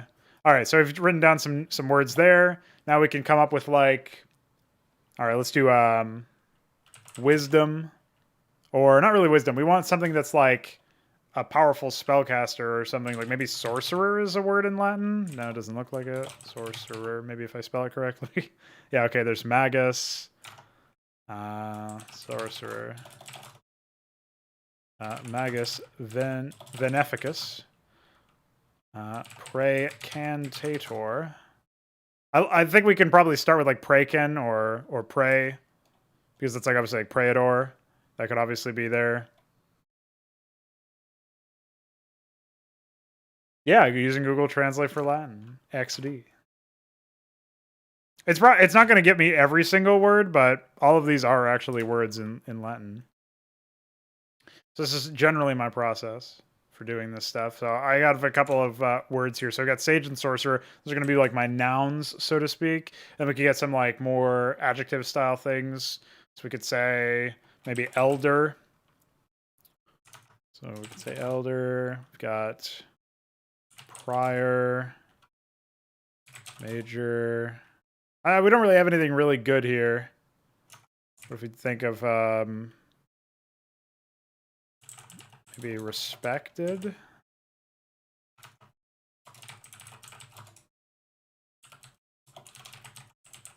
Well, I should have expected they were all like onerous or whatever. Yeah, it's not really that great either, is it? Spectatus isn't bad.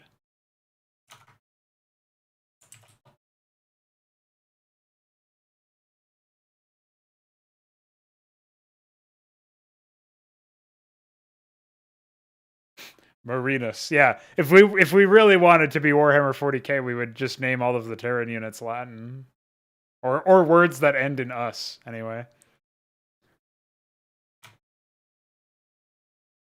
yeah, I'm not really a big fan of either elder or respected. The words that we got from there, so we're gonna look for like veteran, maybe. We might find something. Veteranus, love that one.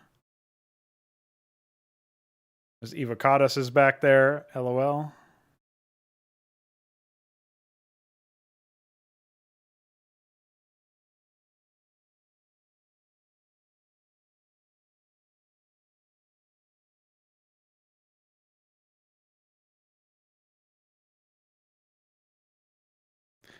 Vetust could be it. Say veteran. Elder, I guess. I don't know. Older.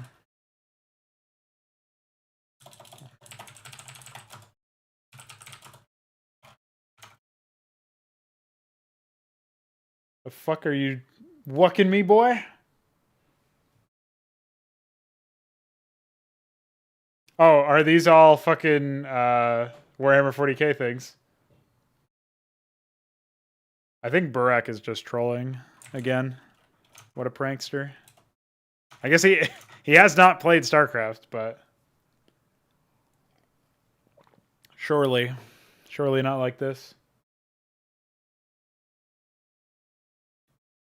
Yeah, it's just not epic enough. But I like the logic you're going for. Maybe we can go for priest here. Priest. Sacerdos. There's Vates. Profeta. Clericos. Flamin', by the way. Flamin' hot Cheetos.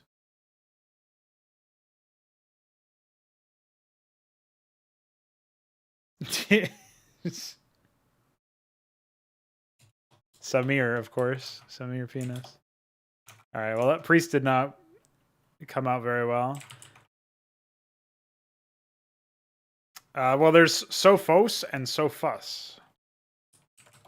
But it doesn't really matter. I don't think I was planning on using that one. I guess that we could do something like...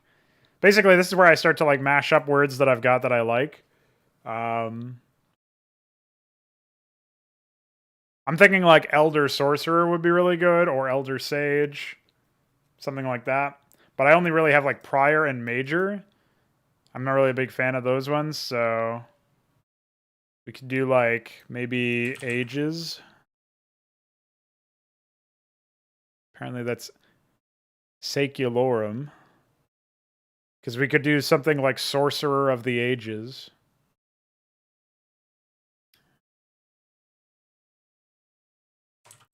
Let's just... Alexander's made me very... very paranoid that maybe I'm getting destroyed by Google Translate. But apparently that is Ages. Okay. All right. See you later, Milestone. Wave emojis times 3. All right. So Ages is Saculorum. Okay. Sure. So now we can do something like Sage of the Ages, Sorcerer of the Ages, something like that. So we would do like...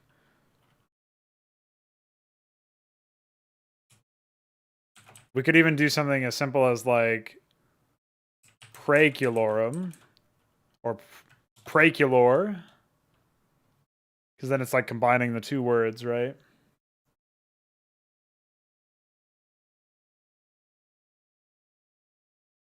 Yeah, it definitely would not be the first time. So Praeculor is one that we might be able to get away with.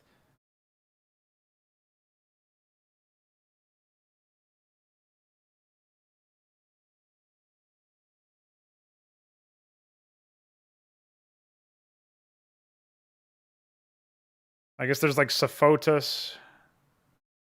We wanted like veteran sage. Be like something like this, Sophotus or Sophotist. I'm kind of straying away from just single words that are just Latin words. I also generally don't think that they fit very well for what we're going for like the Protoss thematic. But I'm not sure. I do have Sacerdos in here as a word that I might be able to make a butchering of. Sophotus, Praeculor. I like Praeculor, but I also feel like it's kind of... Maybe instead of Culor, we might be like Pelorum?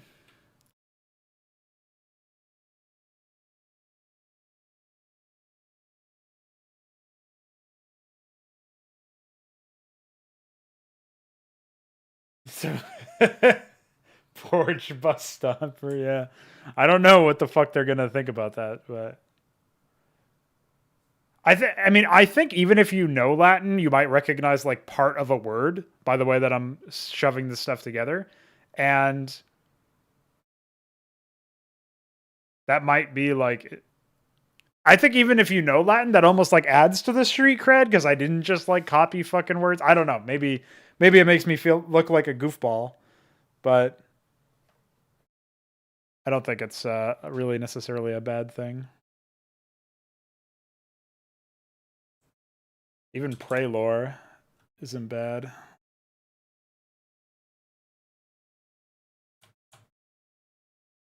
Yeah, maybe Prelor is there. It's not Praetor.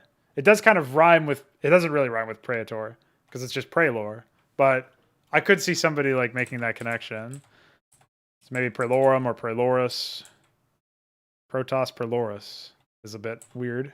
I think ending in us after you end, like obviously Protoss, is probably not great. It was a sisterhood of priestesses. I didn't know about that one. Maybe Prelorion. No, we already have the like fucking, what is it? Solarion.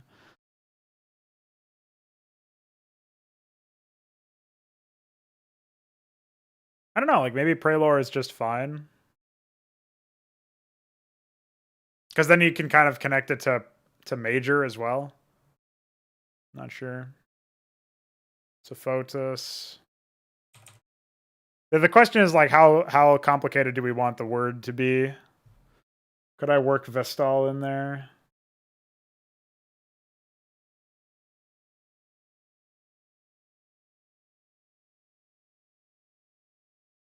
Yeah, Vestal might not be too bad. Like I said, I'm totally down to like revisit some of these if they don't end up feeling like they stick.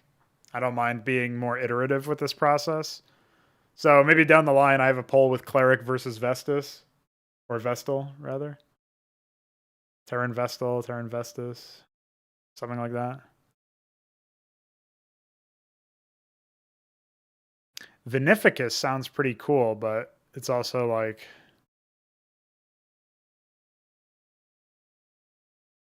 what would you even do there?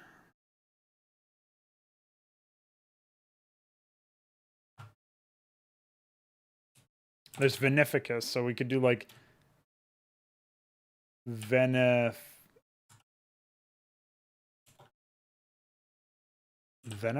or something like that. I don't know. That doesn't really feel like doesn't have like the natural curves that we would want. I think Sophotus is not bad, but Protoss Sophotus, again, like ending with that us there is not really that great. Protoss Prelor or Protoss Prelorum, either way, could be good.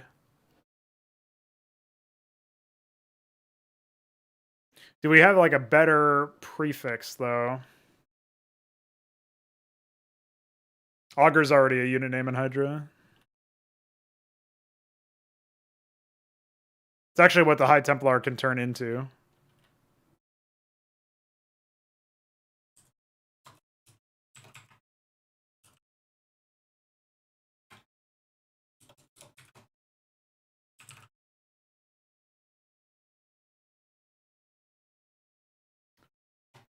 What if we look up like Storm? Because obviously there's like, yeah, Tempest and stuff, so we can do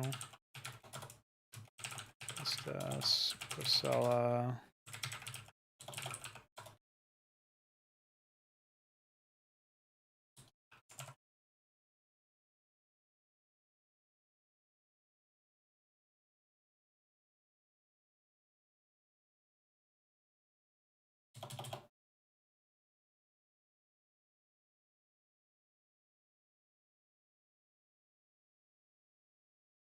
Where do you see? Oh, Grassor. Yeah. Did you? I don't know how many people saw my prank when I said gladiator is somebody who gladiates.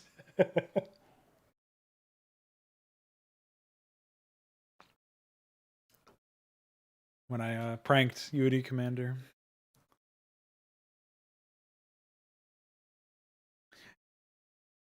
I will be honest, most of the ones that I've tried before this one have been a lot easier. This one, for some reason, is a lot less cut and dry, though.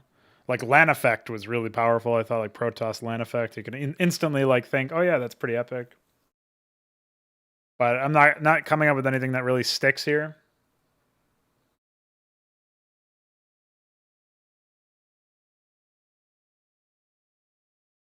I like contagious.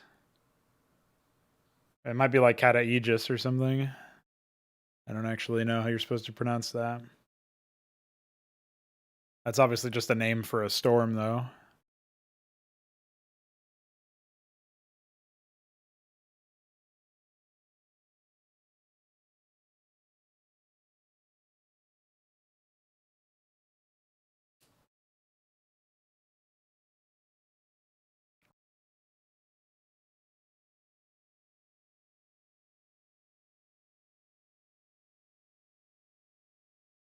I don't really see any obvious way to have like a 2 or 3 syllable word out of this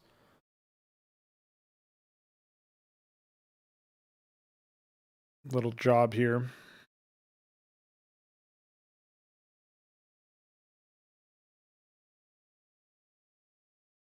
I know that one of the options is probably just going to straight up be Praetor. Even though it's like specific to Roman.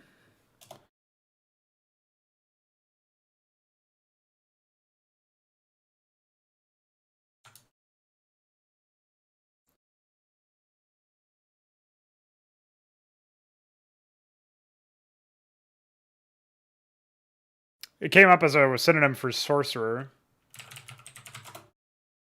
Oh, that's not how you spell it.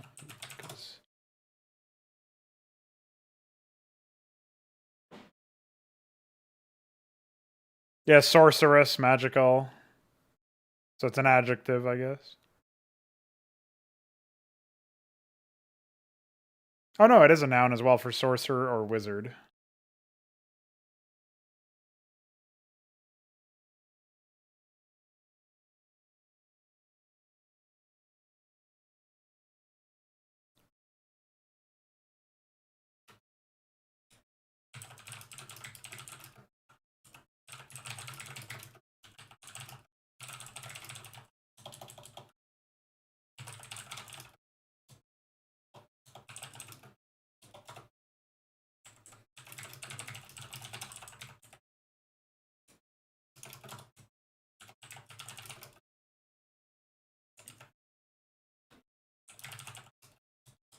So obviously Praetor was the commander of an army, okay.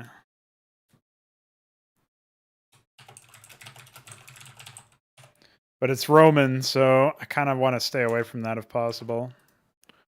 All right, so Storm didn't quite make the cut. We'll just search for power here. We'll see what we can come up with. I feel like we just need more of a sample size of words if we're not immediately able to get something here. I like Vis, Manus.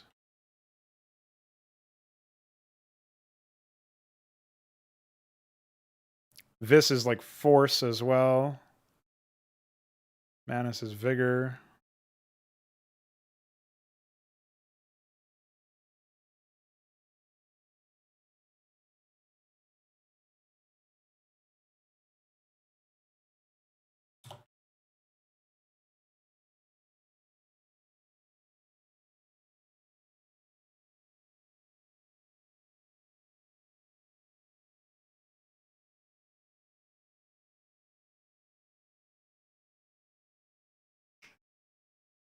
I still like the idea of having like Sorcerer of the Ages because that does feel really fitting for a High Templar, but I don't think we should have something that's like Praetor and then also have something that starts with Prey, and that's like Precantator, Precantator, however you would pronounce that. So maybe we just take the Cantus or Canto part, Canta part of it. So Cantavis, maybe? I mean, that's like Sorcerer of Power, not necessarily Sorcerer of the Ages. But like, what would you take instead? Like Lorem, I guess? Cantalore? That sounds like cantaloupe, so whatever. It's a fruit. They are plants, I guess. So we would want like Canta. I think that's fine. And then like, obviously that's partially like incantation or something like that. So it still kind of fits the whole speech or like speaking things into existence. So we can do Cantavis, which would be like sorcerer of power, which is kind of generic, really. I guess it would be sorcerer of energy or force or whatever. Could also do Cantalorum. But that's pretty, like, wordy, right? Protoss Cantavis has, like, a nice ring to it.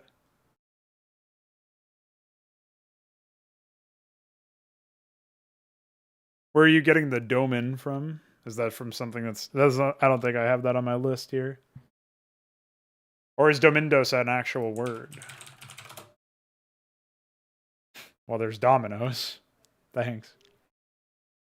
No, I don't have any Domindos.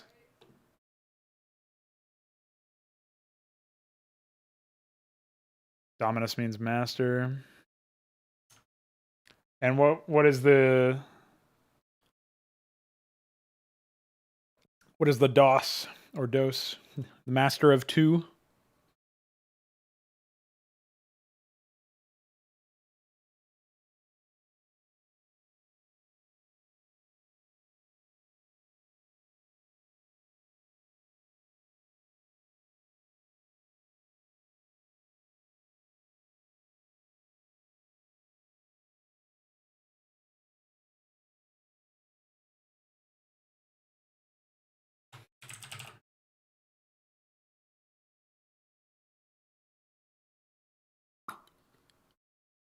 Imperator. I guess Protoss Imperator also sounds pretty epic, but a little too epic for this. Oh, Sacerdos. Okay. So Master Priest, basically. No, I just saw this. I saw Imperator in the list. I think that was your YouTube username when you first started commenting on my videos back in the day. Is this just for Prefect, basically? Yeah, this is just Prefect, right? A magisterial title. I actually have Prefect as like a word here on my list of things to potentially call names. At least I think I do. I must not have. I'll write it down now. It's something that I was pretty sure that I had the name for.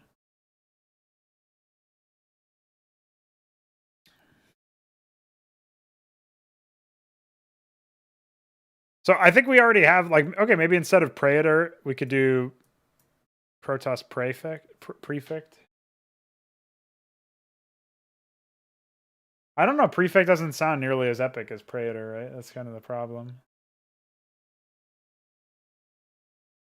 I don't remember what Cabeirus was.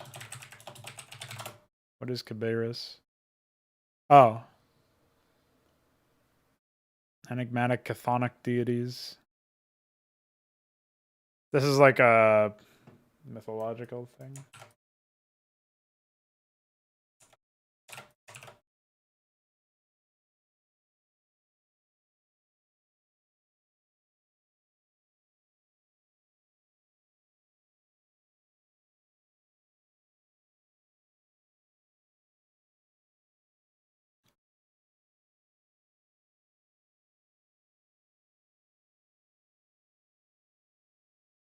I think the problem with Domindos is that it, like Protoss Domindos. Oh, I guess it's a different OS. It's a different S ending.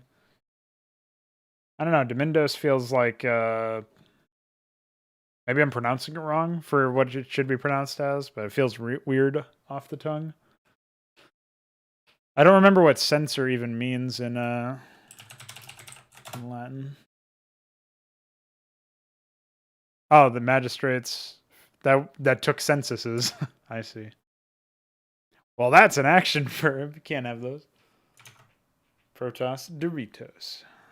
Doritos, actually. I think Cantavis sounds pretty epic. Protoss Cantavis. But the problem is that its meaning is just like sorcerer of power, basically. So.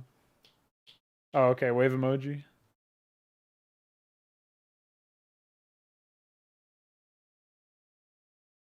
Domindos isn't an actual word. It's a combination of it's Balathal's attempt at hacking together some Latin. So he took master and priest. So like master priest, right? I've justified them for weapon names, but it's specifically for Terran ones, and even then I feel like they're probably placeholder. So there's like Sun Chaser missiles for the Centaur, is one that I know exists off the top of my head. But even then I feel like you could probably go a little bit deeper. You could probably do something like maybe Icarus missiles or something, something where it actually is like, oh, you're chasing the sun, right? That's what Icarus did. So yeah.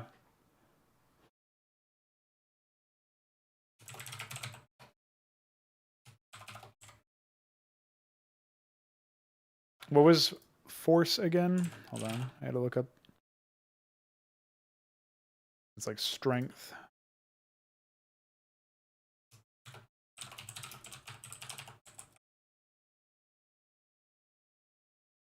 I don't know why I always spell sorcerer with an O. That's like an illness that I have.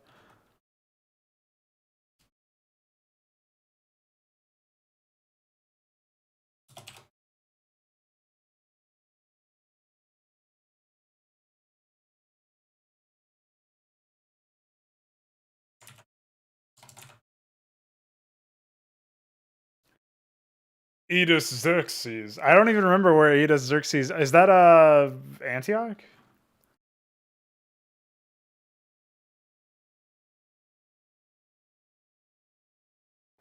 Dominicus reminds me of the Dominican Republic,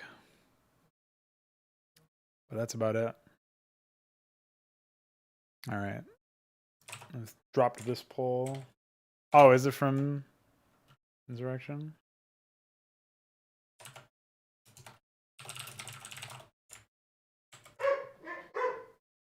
That's reasonable.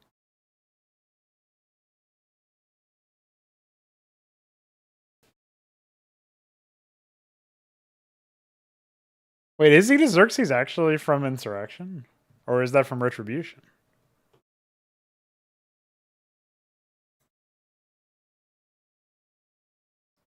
I don't think Insurrection had an Archon, but I could be wrong. Insurrection had that weird one where it was like...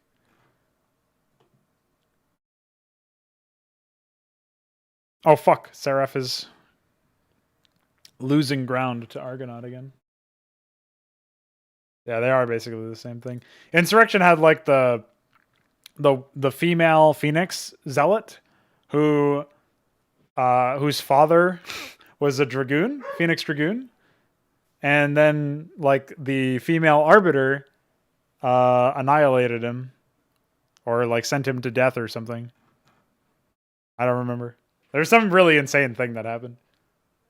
And then I think at the end you execute the Terran heroes, but I don't remember if that was a Protoss mission or a Zerg mission. So long ago. What a slapstick campaign. I know, Veek. You got to razorback that poll, man. Share it around. Send it to all your friends. Say, hey, can you vote Seraph right now, please?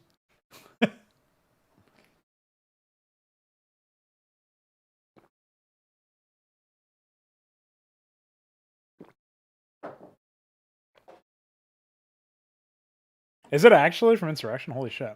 Oh, yeah. It must be, right? Because there is actually an Archon hero. And he's like, that's the one that has the really her definition voice. Yeah, Dawn's many wives.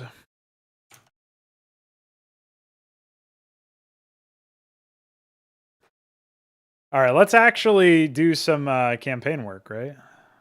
Some setting planning. So I think the faction or the race that is in need of the most development is probably the Terrans.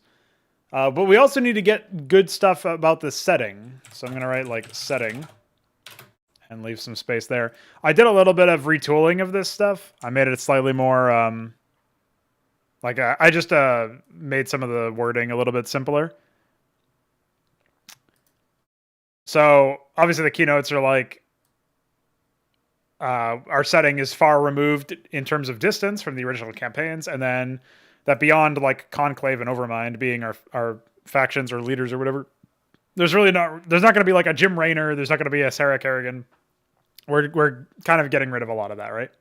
So we're just sort of exploring, like we still have Terran Zerg and Protoss, but The idea is to make them distinctly removed, and maybe we even like rename our conclave. Like maybe we end up having a different Protoss like main faction or whatever, which I think is totally fine. High Respects is a really good one, Mauli, and I definitely will save that for later. I forgot about High Respects. I actually had that as a unit name a long time ago for a mod that must be like 6 or 7 years ago, but I just completely forgot about that word.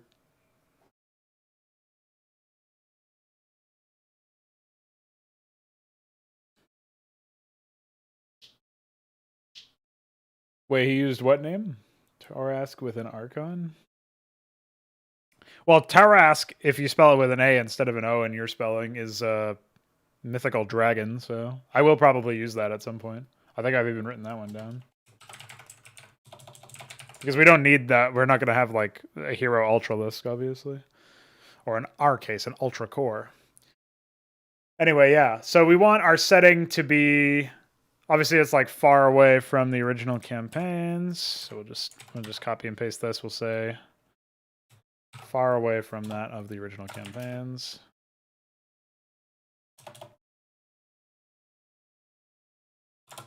Gives us a nice to explore completely original. Well, original is a strong word. We'll say unique pairings, and we'll just say it's like removes a lot of the limitations imposed by the source material. Say that. Wait, what the fuck? Why? Oh, so that the Archon, the resurrected Archon is from Insurrection. That's pretty depressing, to be honest. You'd think he could have like had it be like Patriarchon or something. I don't know. Get something there, man. Like put something, make an epic name. Unfortunate. All right, so our setting is far away from that of the original campaigns. We have now. Balefall suggests edge of Confederate space. We'll say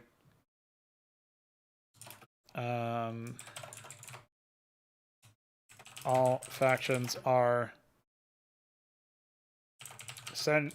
Yeah, we have all factions should be like distinct in terms of the fact that they're not going to share names. We'll say, I guess that's kind of covered about like no references or whatever. So you're saying edge of Terran space. I think like the real question is, in what order did these various races get here? And why? So one of the thoughts that I had was that there would be I kind of want the Protoss to be the ones that come into this area with their sort of like species-wide goal of becoming the caretakers of the universe, right? Which is like down here. My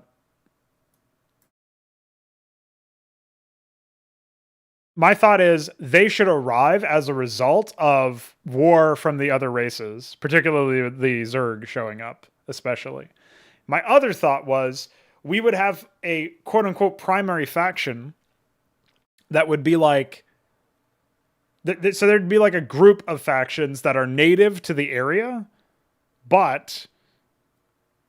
They like have their own squabbles and like almost Guild War style conflicts in a way, but we're not really worried too much about that stuff. Like the main idea is that this history of it is like the Terrans are basically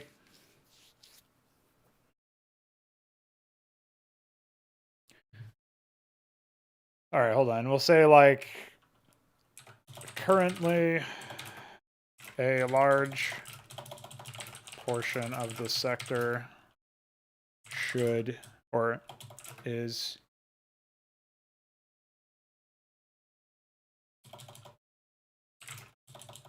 home to several Terran factions, some of which wage war on one another. So the reason why I think we should start with like Terrans having this area is because my thinking is we actually want a group of Terrans that are a new faction that are completely distinct from the ones that are in where our campaign is going to take place. I think there should be a Terran faction that arrives that is running from the Zerg, and the Zerg end up chasing them into this area. So like maybe there's some like traitor, like emissary or something, or just like a tradesman, right? Like comes in with like a group of, he's like, oh, I'll sell you some military units or whatever. Like I'll sell you some plans for our stuff. And like they confiscate his shit and find the star maps that like lead them back to this place or whatever. Like somehow they find a way to come here, and they're like beseeching the superpowers of this area for assistance driving back the Zerg. And like so there's obviously like a nice opportunity for us to have a split. So you'd have like the more closed border type nations who have like zero interest in this are just going to be like they'd be more likely to open fire on the Terrans that are coming in, as well as the Zerg, than they would be to help them. And then you have the ones that are a bit more like, sure, like let's help you out. Like, sure, we understand the situation. Like they might be a little bit more like receptive to that idea.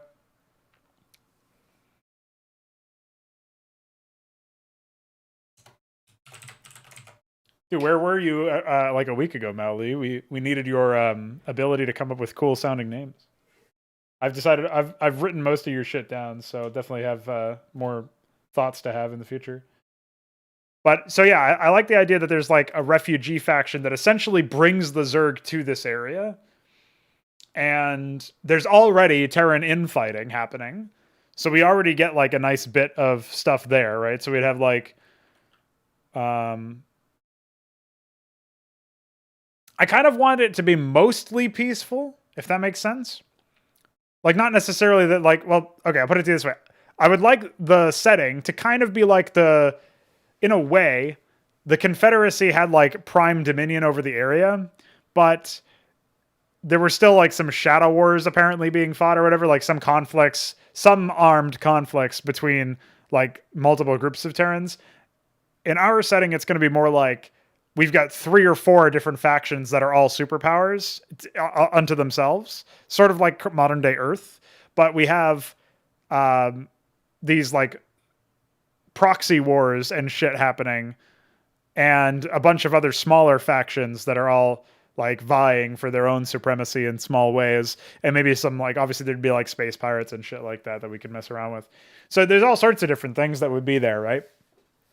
And I like the idea that we already have some conflict. So it's not quite like peaceful, but it's also not like total war, which is what it would soon develop or devolve into as a result of the Zerg arriving, and then the Protoss sort of the local Protoss, if you can call them that, like activating to respond to this. So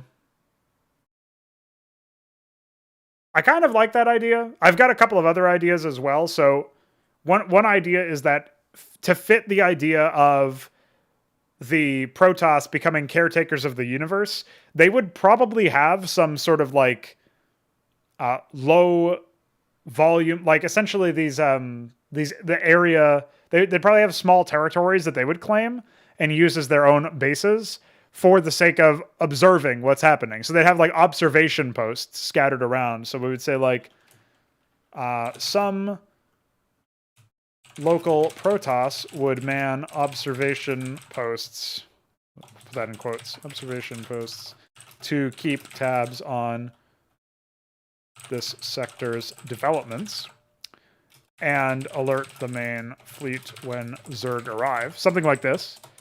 So we have a little bit of... We have a little bit of the idea for Protoss already being here. And my thinking here is that this is where we develop a little bit of that, like, that conflict between the multiple Protoss factions that might develop here, is because they answer back to the Empire. They're subservient to the Empire. But most of these are like skeleton crew operations with limited numbers of actual Protoss, and they're relying mostly on robotics. So they've got witnesses, they've got envoys, they've got artisans, right? So they've got like the utilitarian robotics. And aside from that, they may have they have automated defense systems like photon cannons and shit in case they get attacked. But their main purpose is not to be military. Like maybe they get some resources or whatever, but they explicitly do not like militarize themselves aggressively because again, that kind of thing is looked down upon to use robotic military for the sake of like actual robotic combatants, right? For waging war.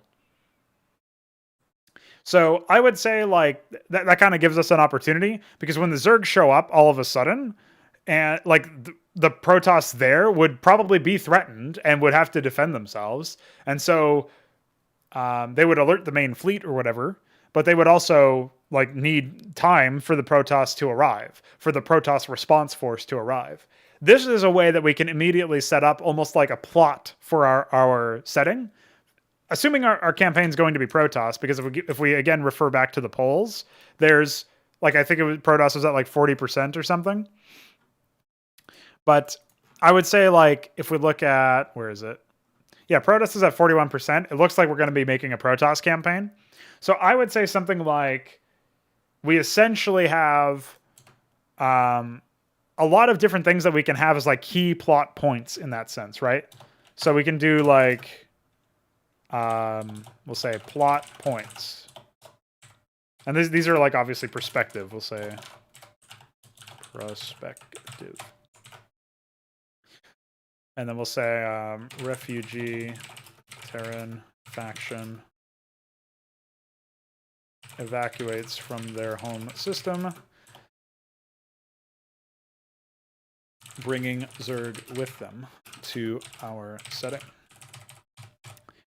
Okay. And then the plot points would be like, right, so the refugee Terran faction arrives, soon followed by Zerg, right? We would have, and then like sometime later, we have main Protoss fleet arrives, right? And begins putting down the, well, I don't even know what you would describe it as, like begins dealing with the wars or whatever the war.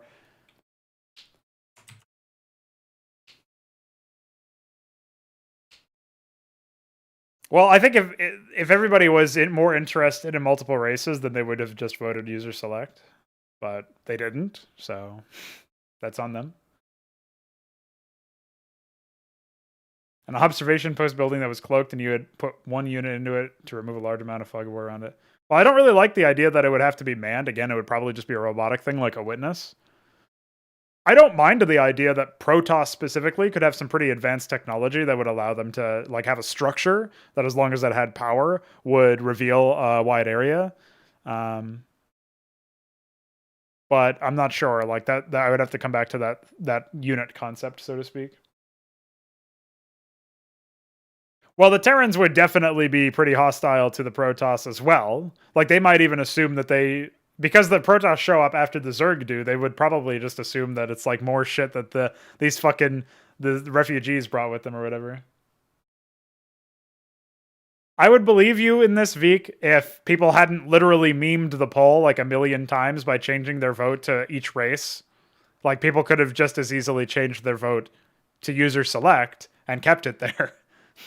People absolutely destroyed this poll, memeing it over and over again. So, yeah, I don't buy that. And as far as why I wouldn't want to do user select as the campaign, like there's no fucking way I can have a reasonable narrative if the race that you're playing as just continuously changes. And you also don't really have a lot of consistency. Like you essentially have to lose consistency in development or in design for the sake of, increased user control. And I'm fine with increased user control, but if I'm trying to have an actual narrative here, then it's got to have something that's not this, basically. I do think that one of the really cool things about sticking to my guns and working on like the setting and maybe perspective plots and stuff that will happen in the story, no matter whose perspective you're watching, is really interesting because it gives me an avenue to potentially have multiple avenues of exploration of this plot. So we could explore the plot first from the Protoss perspective, and then maybe we have missions where you play through the same plot but from the Terran perspective, and maybe one from the Zerg perspective as well, right? I like the idea of having that as an option, and I think that makes total sense.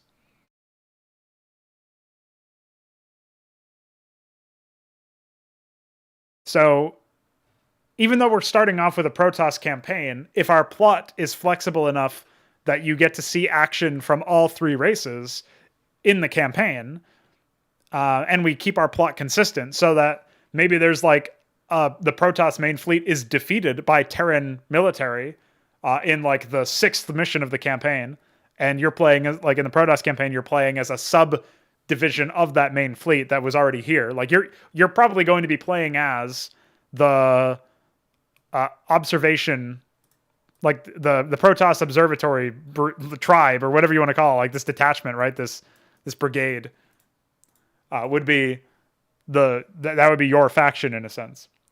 So that's probably who you're going to be playing as in the Protoss side of things.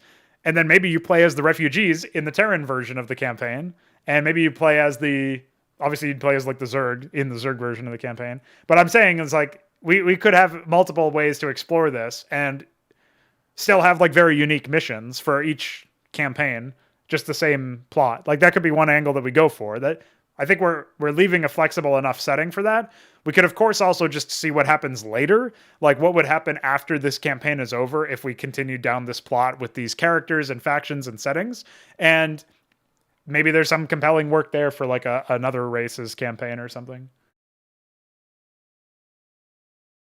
I also kind of like the idea that this campaign could be used, the plot of this campaign could be used to develop a faction that could realistically deploy one of each race without compromising the suspension of disbelief. So my thought is like, I keep pushing this idea of a demiurge essentially dominating and creating a cult of, with members from every race and like a sizable military of each race. And then you can say, I'm going to deploy as the Zerg, the Protoss, or the Terrans. And if we're playing from the perspective of this faction that is controlled by this demiurge, that makes total sense. Like it actually makes perfect sense, right? And you can even like get invested in it as a result of that. So then I could do a user select campaign. But we kind of have to develop into that. We could just throw people in and say, here's your user select campaign, and you've got to make, figure stuff out. But, there's also an argument to be made that like that in medias res style of storytelling is even like better in some ways because it as long as we know the setting and stuff, it allows us to dole out information in more interesting ways and have people sort of figure that out over time, right? But I think there's a number of different ways that we could go about this, right? So, like, I just think that there's so much potential in the setting and the way that we're developing the storyline and the factions that it allows us to go a lot of really interesting and different directions. And in the future, we could do a user select campaign. See, I know what Veek's after here. He's like slightly disappointed, or maybe more than slightly, that people voted for Protoss instead of Zerg. He wanted a Zerg campaign. And so he's like, hey, if you make a user select, I can just pick Zerg. And so he's trying to argue for that point, right? So for that conclusion, which I totally get, because I thought the Zerg campaign would be banging too. And I was even down to vote for something like that. And I know Milestone voted for Zerg as well. He's not here with us right now, but like, I know a lot of people voted for Zerg. However, I think I'm excited to work on a campaign regardless of who you're playing as.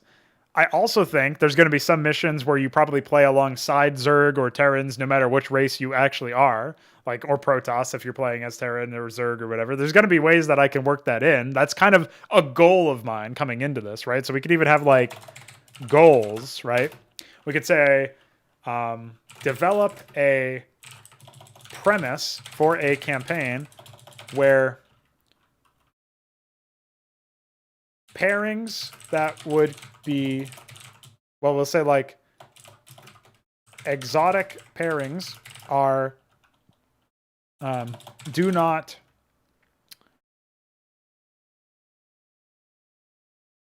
destroy. Well, we'll say do not harm the suspension of disbelief. And that's basically like Zerganth Protoss or Protoss with Terran or whatever. Yeah, exactly, Ultralisks. That is something that you should have done. Dude, what time is it for you? Is this a reasonable hour for you? Did you just wake up early or something?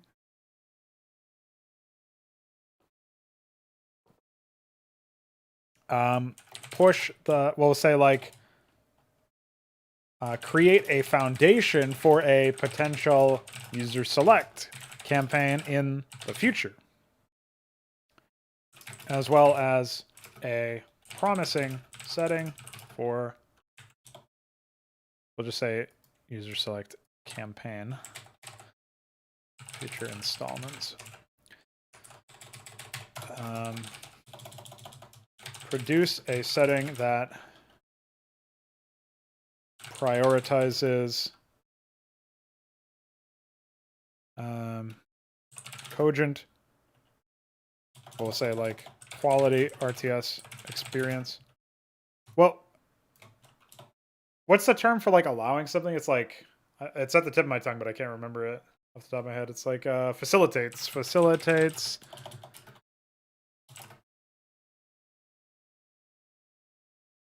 large-scale RTS missions and prioritizes cogent storytelling.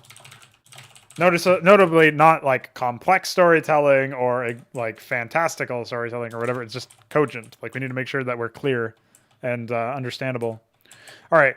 So we've written out some goals here. I think that's important stuff. Oh, there you go. So I think these are fine goals, right? So our plot is refugee faction arrives from Terran, soon followed by Zerg. So this would probably be like the opening briefing would probably have like some of the major Terran factions, or maybe like an officer of the major Terran faction being like maybe reporting that he just picked up like a new faction arriving and like hailing them or something, like giving them information. I don't know, like essentially it would be just after this Terran faction arrives from the refugee Terrans. They would have arrived, and then the opening briefing would be officer of a major superpower in this space relaying this kind of information from the Terran guy or whatever, and then have like the Zerg arriving immediately, like in the middle of this briefing, so that you get like the as soon as like we start things off, it's like Terrans, and then they just get fucking destroyed by Zerg, and then maybe we could have something where following that stuff happening, there would be like the title card, and then you'd pan into an actual Protoss briefing where the Protoss the few Protoss leaders that are there, or few Protoss members of the leadership of the military, like the warband that's there, would be like slightly, like certainly panicked, like holy shit, there's Zerg here, and they're essentially reacting to this news. And the subtext would be like, we've got a way. These Protoss clearly have a way to like analyze this stuff. They're clearly in the same area, and they are being threatened by Zerg in the moment. Like Zerg are even like pouring onto this planet here, that sort of thing. So, Baleful, this is the robotics Protoss, in essence. I think this can also be like the birthplace of the Demiurge that ends up controlling a bunch of shit, like the Demiurge character or whatever. I don't know how we want to present it. Like it's kind of cliche to imagine that they've already built the Demiurge, and then it's like forbidden, so they sealed it away or some bullshit like that. That's obviously like kind of Starcraft 2-y in my opinion. I would like it better if the Demiurge was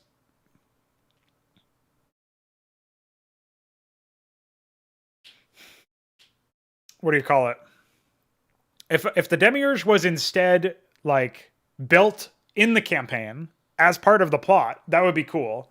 The one factor here is Demiurges, like every unit is available from the get-go. Like you have access to the full tech tree from mission 1, which would include Demiurges, obviously. So I guess maybe there would have to be something like gimmickly special about this particular Demiurge. Or maybe it's just given more access to the higher ups or whatever. But maybe it is just like some sort of elite demiurge. I'm not sure. But I don't want to I don't want to lock away one of the highest tier units because of the plot. Obviously, that can't happen. So we have to make the full tech tree available by default. Obviously, so we'll say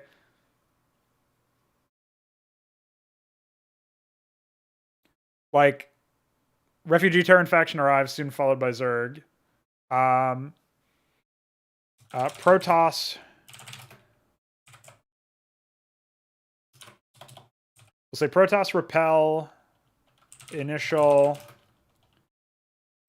Zerg aggression and contact main fleet plus a splinter faction. We'll say a nearby splinter faction. So this is to Baelithal's point about like the whole splinter faction thing, but also to Iron Torch's question earlier about like what if there's like a Protoss tribe that had banded together with some Terrans or whatever. And I think it could be cool as part of like I don't know about backstory or whatever, but some event that had happened earlier in this setting's history is that there was a Protoss faction that felt like they should be meddling with some Terrans because like, or helping to guide the Terrans. And maybe they were behind one of the factions that had risen to prominence most recently. And this Terran faction was like, using super advanced, shit or whatever. Or maybe not even advanced technology, but they simply had like, they somehow were able to out strategize all of the other Terran factions. And the reason being because they were benefiting from this sort of alliance of a Protoss nature, where the Protoss were like essentially gathering battle intelligence for them or something like that. That could be a kind of like the subtext there. And then we do have an excuse for like these Protoss to also have the ear of a certain Terran faction who can help to back them up in that sense.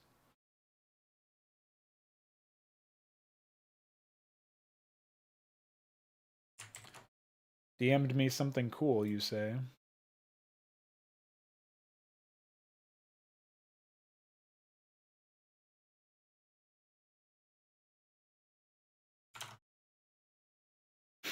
Oh, thank you for DMing me. Yo, man, would you vote for Seraph? Make every field optional.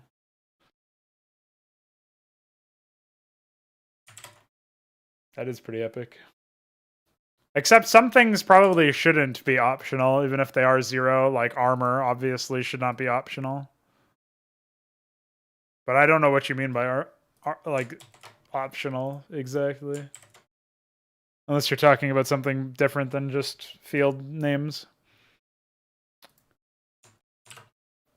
So I'm thinking these first two things, like this first one is like essentially it's already happened by the time the briefing for the first mission starts, and we sort of like get caught up to speed in the briefing. This is the first mission: Protoss repel initial Zerg aggression, contact main fleet plus a nearby splinter faction.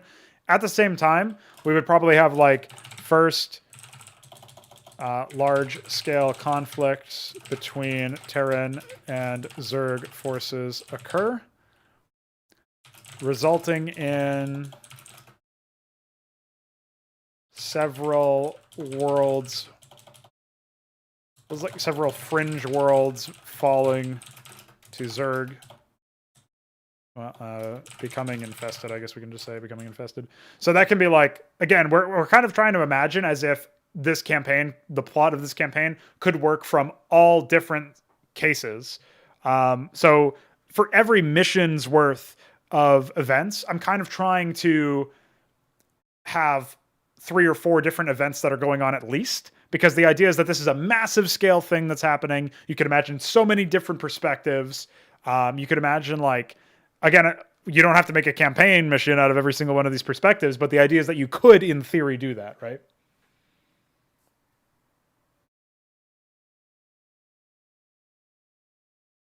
You don't need to include any field. What do you mean, no armor? But 0 armor isn't an improper value, though. When you see 0 armor, it's like a gameplay thing. It's like, oh, this unit does not reduce any damage.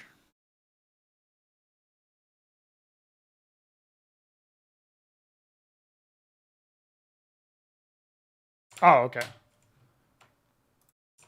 Oh, you mean when you're saying, oh, so like when I'm writing like a unit, if I were to like remove weapons or something instead of like having it be blank, then it wouldn't cause an issue. Okay, that makes sense. Yeah, I guess that's good for scalability. I noticed that I figured you would probably be interested in scalability for the site since DF started to implement his website shit. One thing that I think he did that I like, at least I vaguely recall this, is that for transport space, he had like instead of +4 or whatever, it was 4 provided instead of like it would just be. I don't know if this was like 4 required, 4 provided. Maybe it should just be 2 separate fields instead of like that. But I think supply as well could be like required or provided.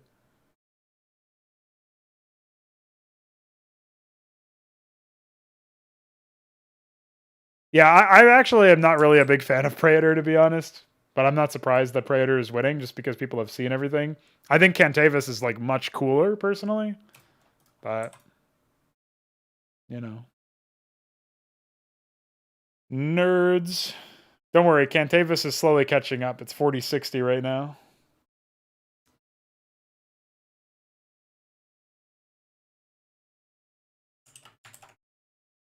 Yeah, provides requires. I like that in general instead of just having a number because like +4 is not really very informative. No, Balethal. From now on, every single food you eat, you have better never eaten before. You can eat your food once and then never again. No familiarity allowed.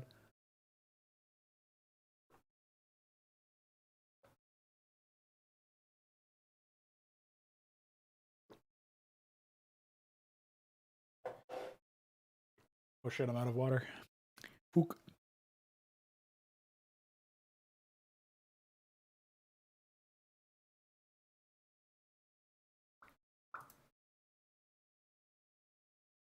So Protoss repel initial Zerg aggression, and then the first large-scale conflicts between Terran and Zerg forces occur. Several fringe worlds become infested. I also think there could be like a space station becomes like a critical space station is under attack at some point. I'm not really sure when in the plot this should be. But my thinking is that this could be the first contact from a Terran perspective. So like the fringe world becoming infested would be like a Zerg mission.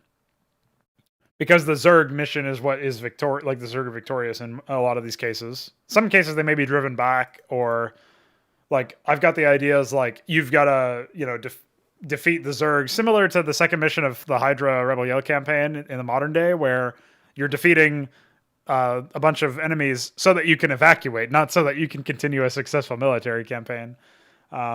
So that could also be from the Terran perspective. It was like Origin is bottom right and designer notes are bottom left. But designer notes are like for gameplay. I'm not really sure what we should call the lore or whatever. It could be like unit background or something. Yeah, there could be a fighting retreat. I was thinking some sort of space station thing could be pretty thematic as a first mission for a Terran campaign. It's like because you could see this could be where we deploy like the arrival AI, the AI arriving thing. So Zerg would start arriving on the space station itself, and then start pushing in, and you'd see like you'd be in the background, like building up far from the initial action, and your teammates on the space platform themselves would be like falling initially, right? And so you'd have to drive them back, and then it would be this like epic 4-on-4 or whatever. I think they should. Is there a way to have list support, but you can also do a paragraph, or not really?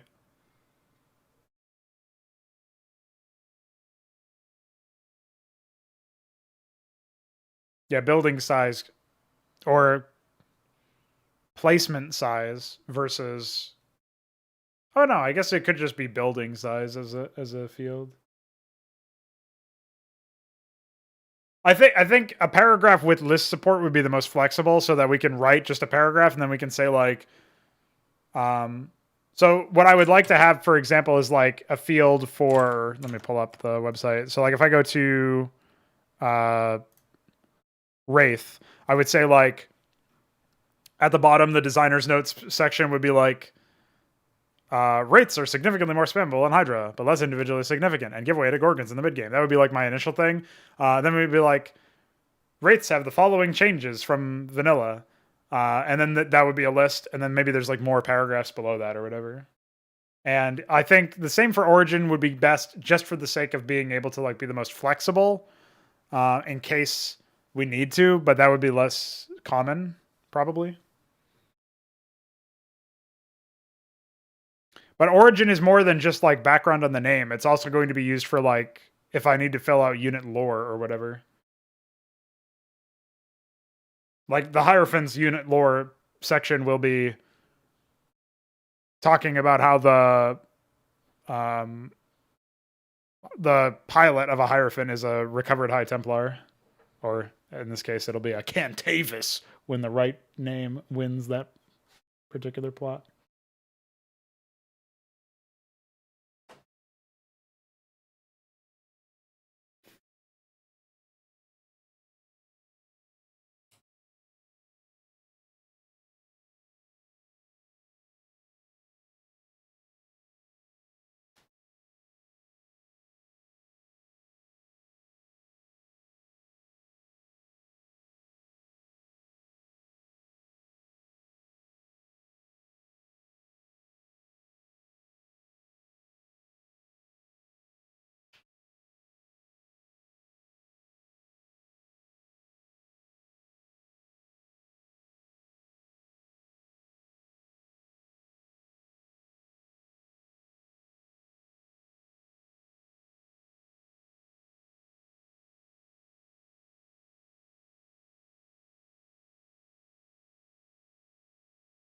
So we also want to get rid of the word conclave here because that's a primal proper noun from the original stuff. It's a primal destroyer. We can't have primal destroyers in our project.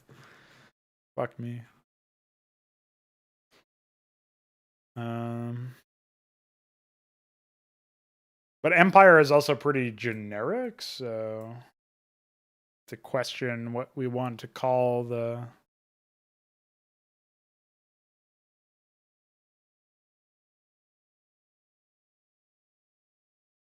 Yeah, we have to question what we want to call them, more or less.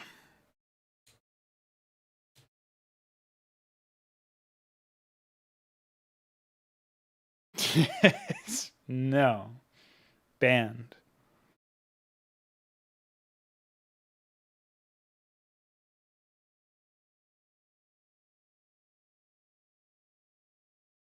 Still can't believe that the Seraph always faces towards God, just like the vessel always faces towards the player.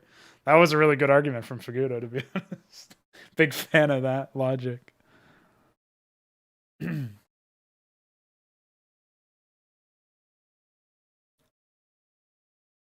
I would probably want an epic Latin name for them.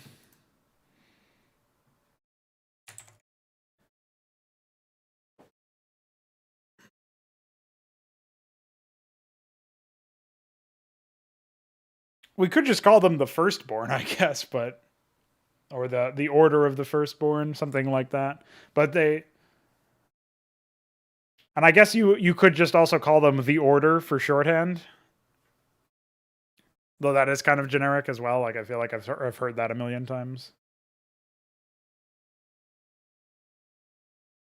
If League of Legends didn't exist, I would consider calling them like the League of the Firstborn or something like that.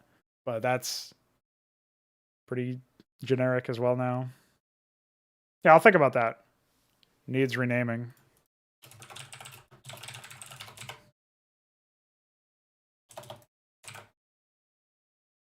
But something about like the being the firstborn of the gods, I think builds really well into their goal, because it's like we're trying to ascend to become like our forefathers, like our forebearers. So we need to be able to do that. That can just be another poll in the future, dude. Easy.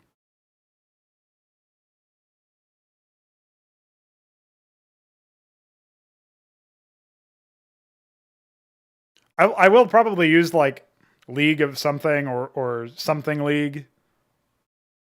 The Shadow League. I don't know. I'll figure something out.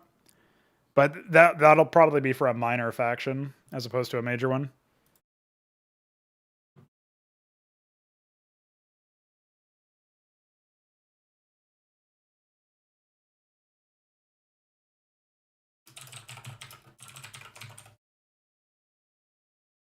The Firstborn Authority.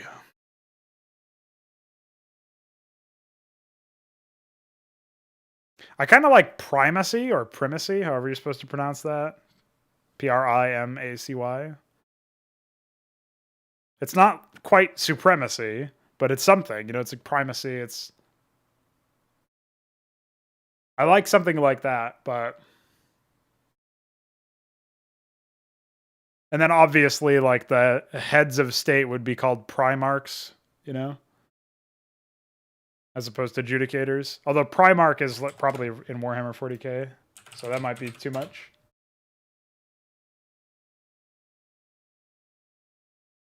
Oh, yeah, primarchs were sons of the emperor, apparently.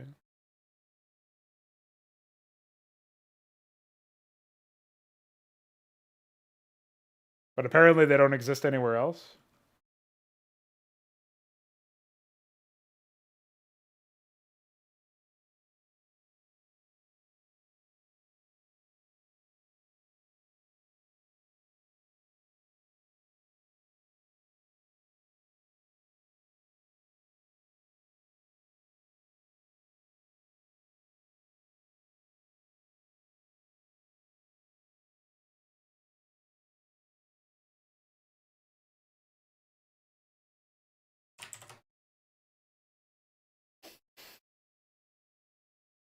Uh, no, wait.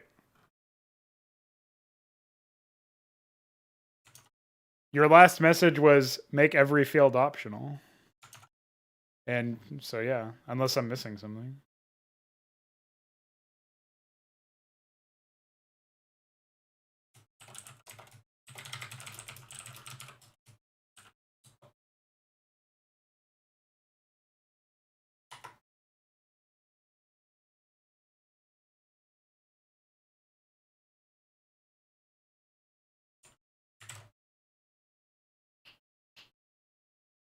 Oh, should we? Yeah, I did say that. I said yes. We should have that just in case we need it.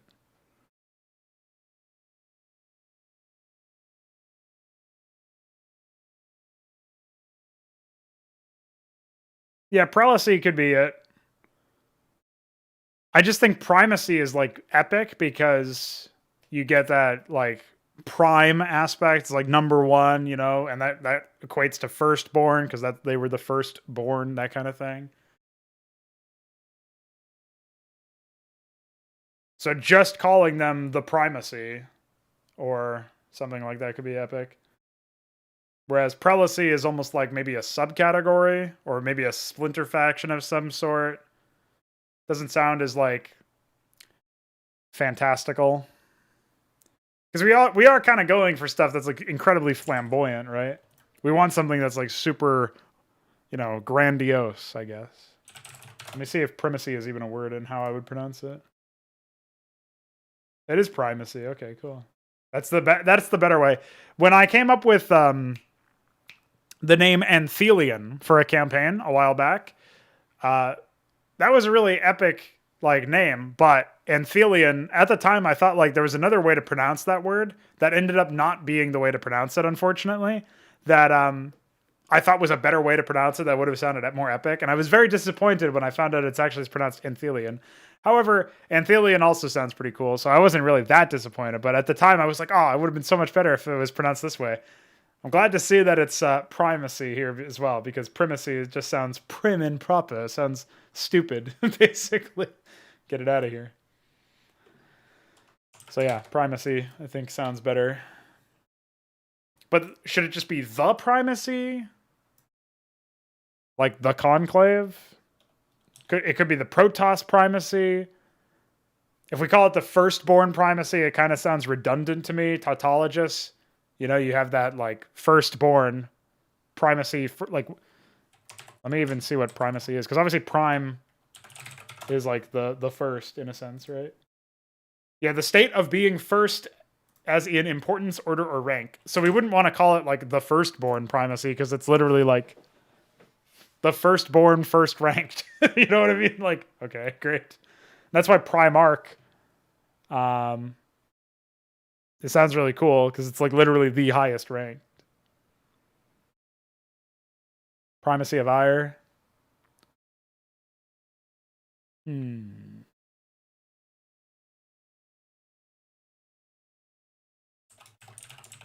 I suppose I don't mind that. I don't mind referencing ire, as it would be their homeworld. I'm wondering if maybe it, like maybe this particular faction was reborn elsewhere, because we're kind of keeping it ambiguous as to whether or not the original campaigns even happened. So I think it's like Overmind is kind of a reference to the original. Ire could be fine as like a reference as well, because it's like their original homeworld. Maybe there could even be like Ire supremacists, right? That, like, you know, they feel that the Protoss have strayed from their ways, you know, and want to bring them back to the way that they were originally. You could imagine something like that could realistically happen. I don't know if I'll actually go down that route, but the idea of a primary Protoss faction being related to wherever they were reborn, I don't know.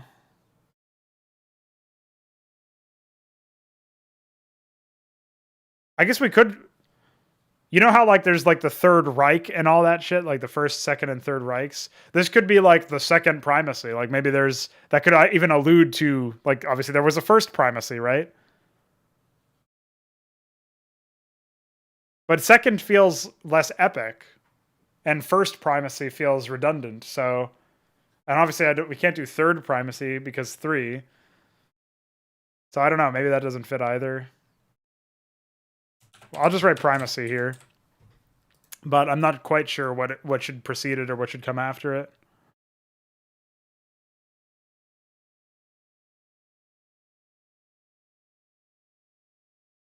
Yeah, it can't be Metzen.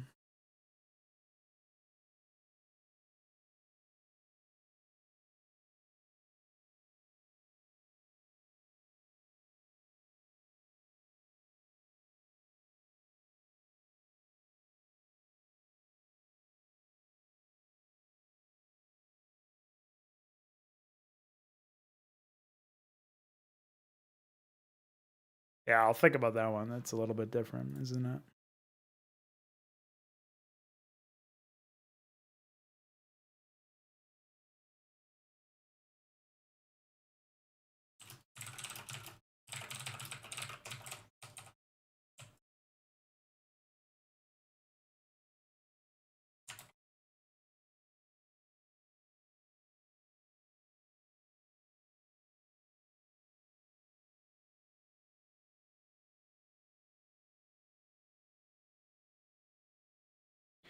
Yeah, I just don't know what we should be calling these fields. Origin doesn't fit for me because it's not just the name, it's also the unit's lore.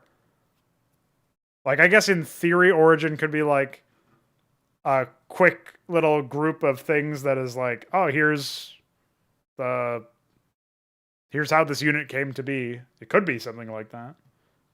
Maybe Origin does fit for that. But I'm wondering if there's not a better name, or if there's not a better name for like also gameplay notes.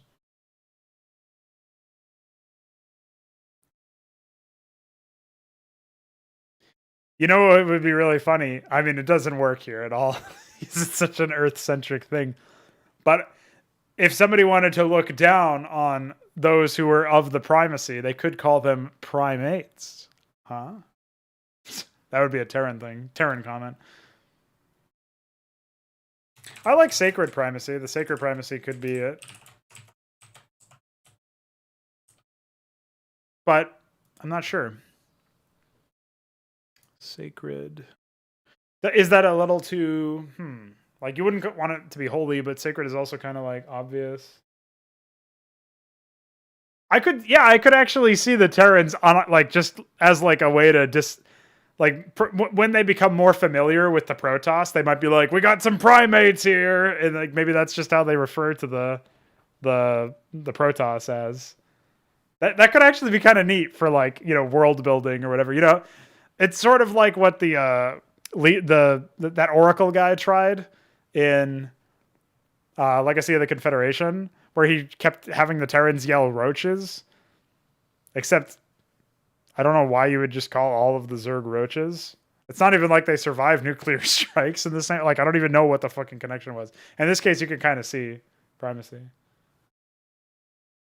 Yeah, reject conclave, return to monk. E.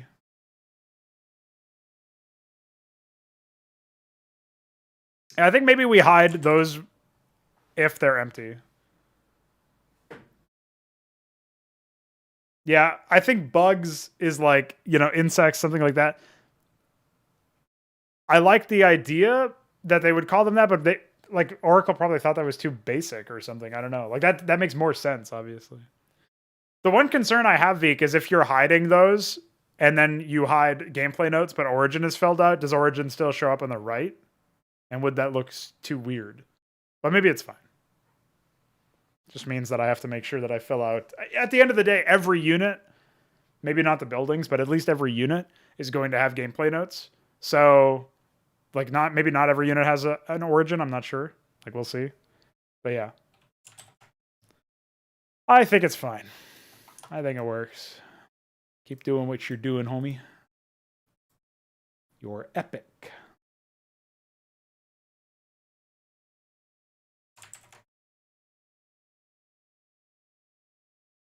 Yeah, so I'm not sure about sacred here. I do like that kind of 2-syllable predecessor, but the question is like, is sacred the right word? So we'll come back to that. I think that could work out. Several superpowers exist within the sector. Several, we'll say, some wage proxy wars between one another.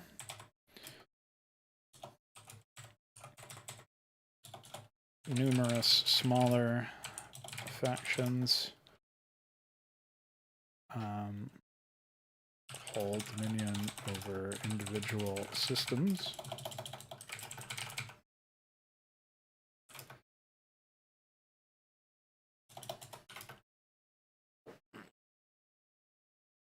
Sup, James? This is an entirely new one, where originally the idea a long time ago was to just remake the campaigns, but then we made all of these changes to the tech trees and stuff that you see here over the last couple of years. And as a result of that, it doesn't feel right to just, it just doesn't feel right to try to edit somebody else's work. And aside from that, like the YouTube polls were just that people like I did have like a remake of the original campaigns on there as an option, and people preferred an original like new campaign instead of a remake. So that overwhelmingly won the poll when I first put that out. So that's mostly the reason why we're doing this, but I'm totally fine with that because like I like this a lot more. I like the fact that I get to work on a setting and update a lot of the factions and stuff.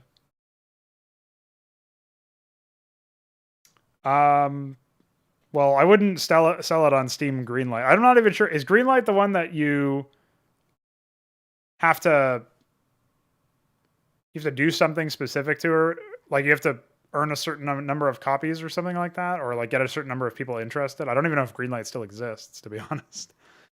I forget what that is.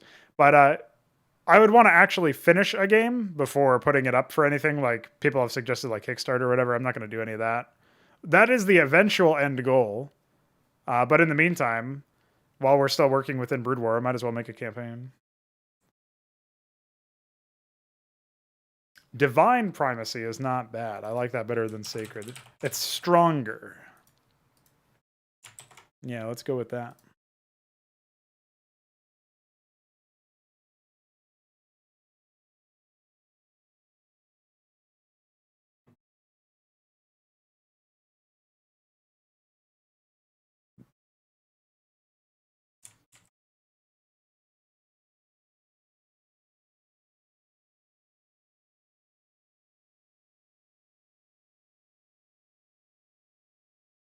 Oops. Accidentally started my AW software.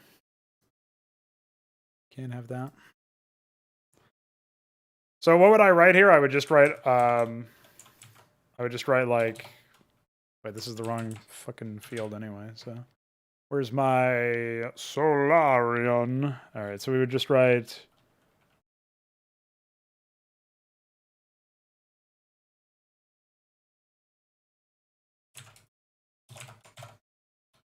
What is this? This is gameplay notes or something? Oh, it's notes. So let's say notes.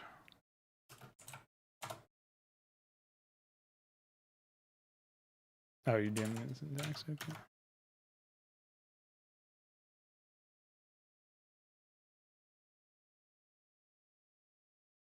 So it looks like lists have to be, they can't be inlined between notes.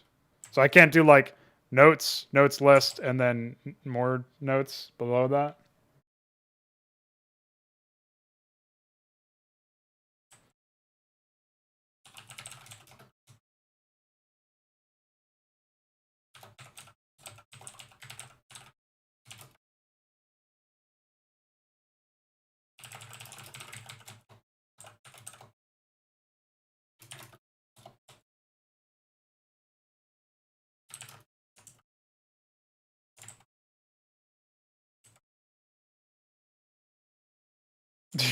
They razorbacked. That is true, huh?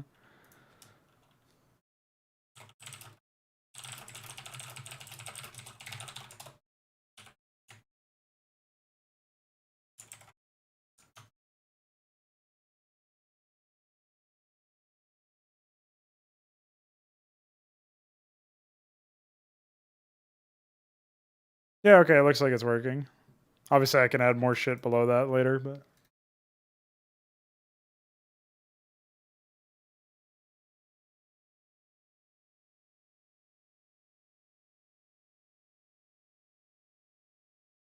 I'm not interested in any Blizzard game. If the human rights violations they co-sign weren't enough to get you turned off to it, you should. I mean, that's stupid. It's a dumb reason for people to be against them, but it's as good a reason as any, I guess. The fact that they haven't produced a high quality game ever, and certainly never by intent, should be enough to get people disinterested in anything they would ever put out. I don't know what multi-line strings are, but it's probably some very obvious thing. I think we'll call it here, though. We've got a lot of really good work done on the planning so far. Definitely want to jump into some future stuff. So the next stream that we do will probably be a little bit more focused on the campaign stuff because we'll have less planning shit, but we will see how it goes. Thanks, Vic, for your help with the website, and thanks everybody who stuck around to give me some inspiration and to talk some shit. Mucho queso, mi amigos. Wave emoji.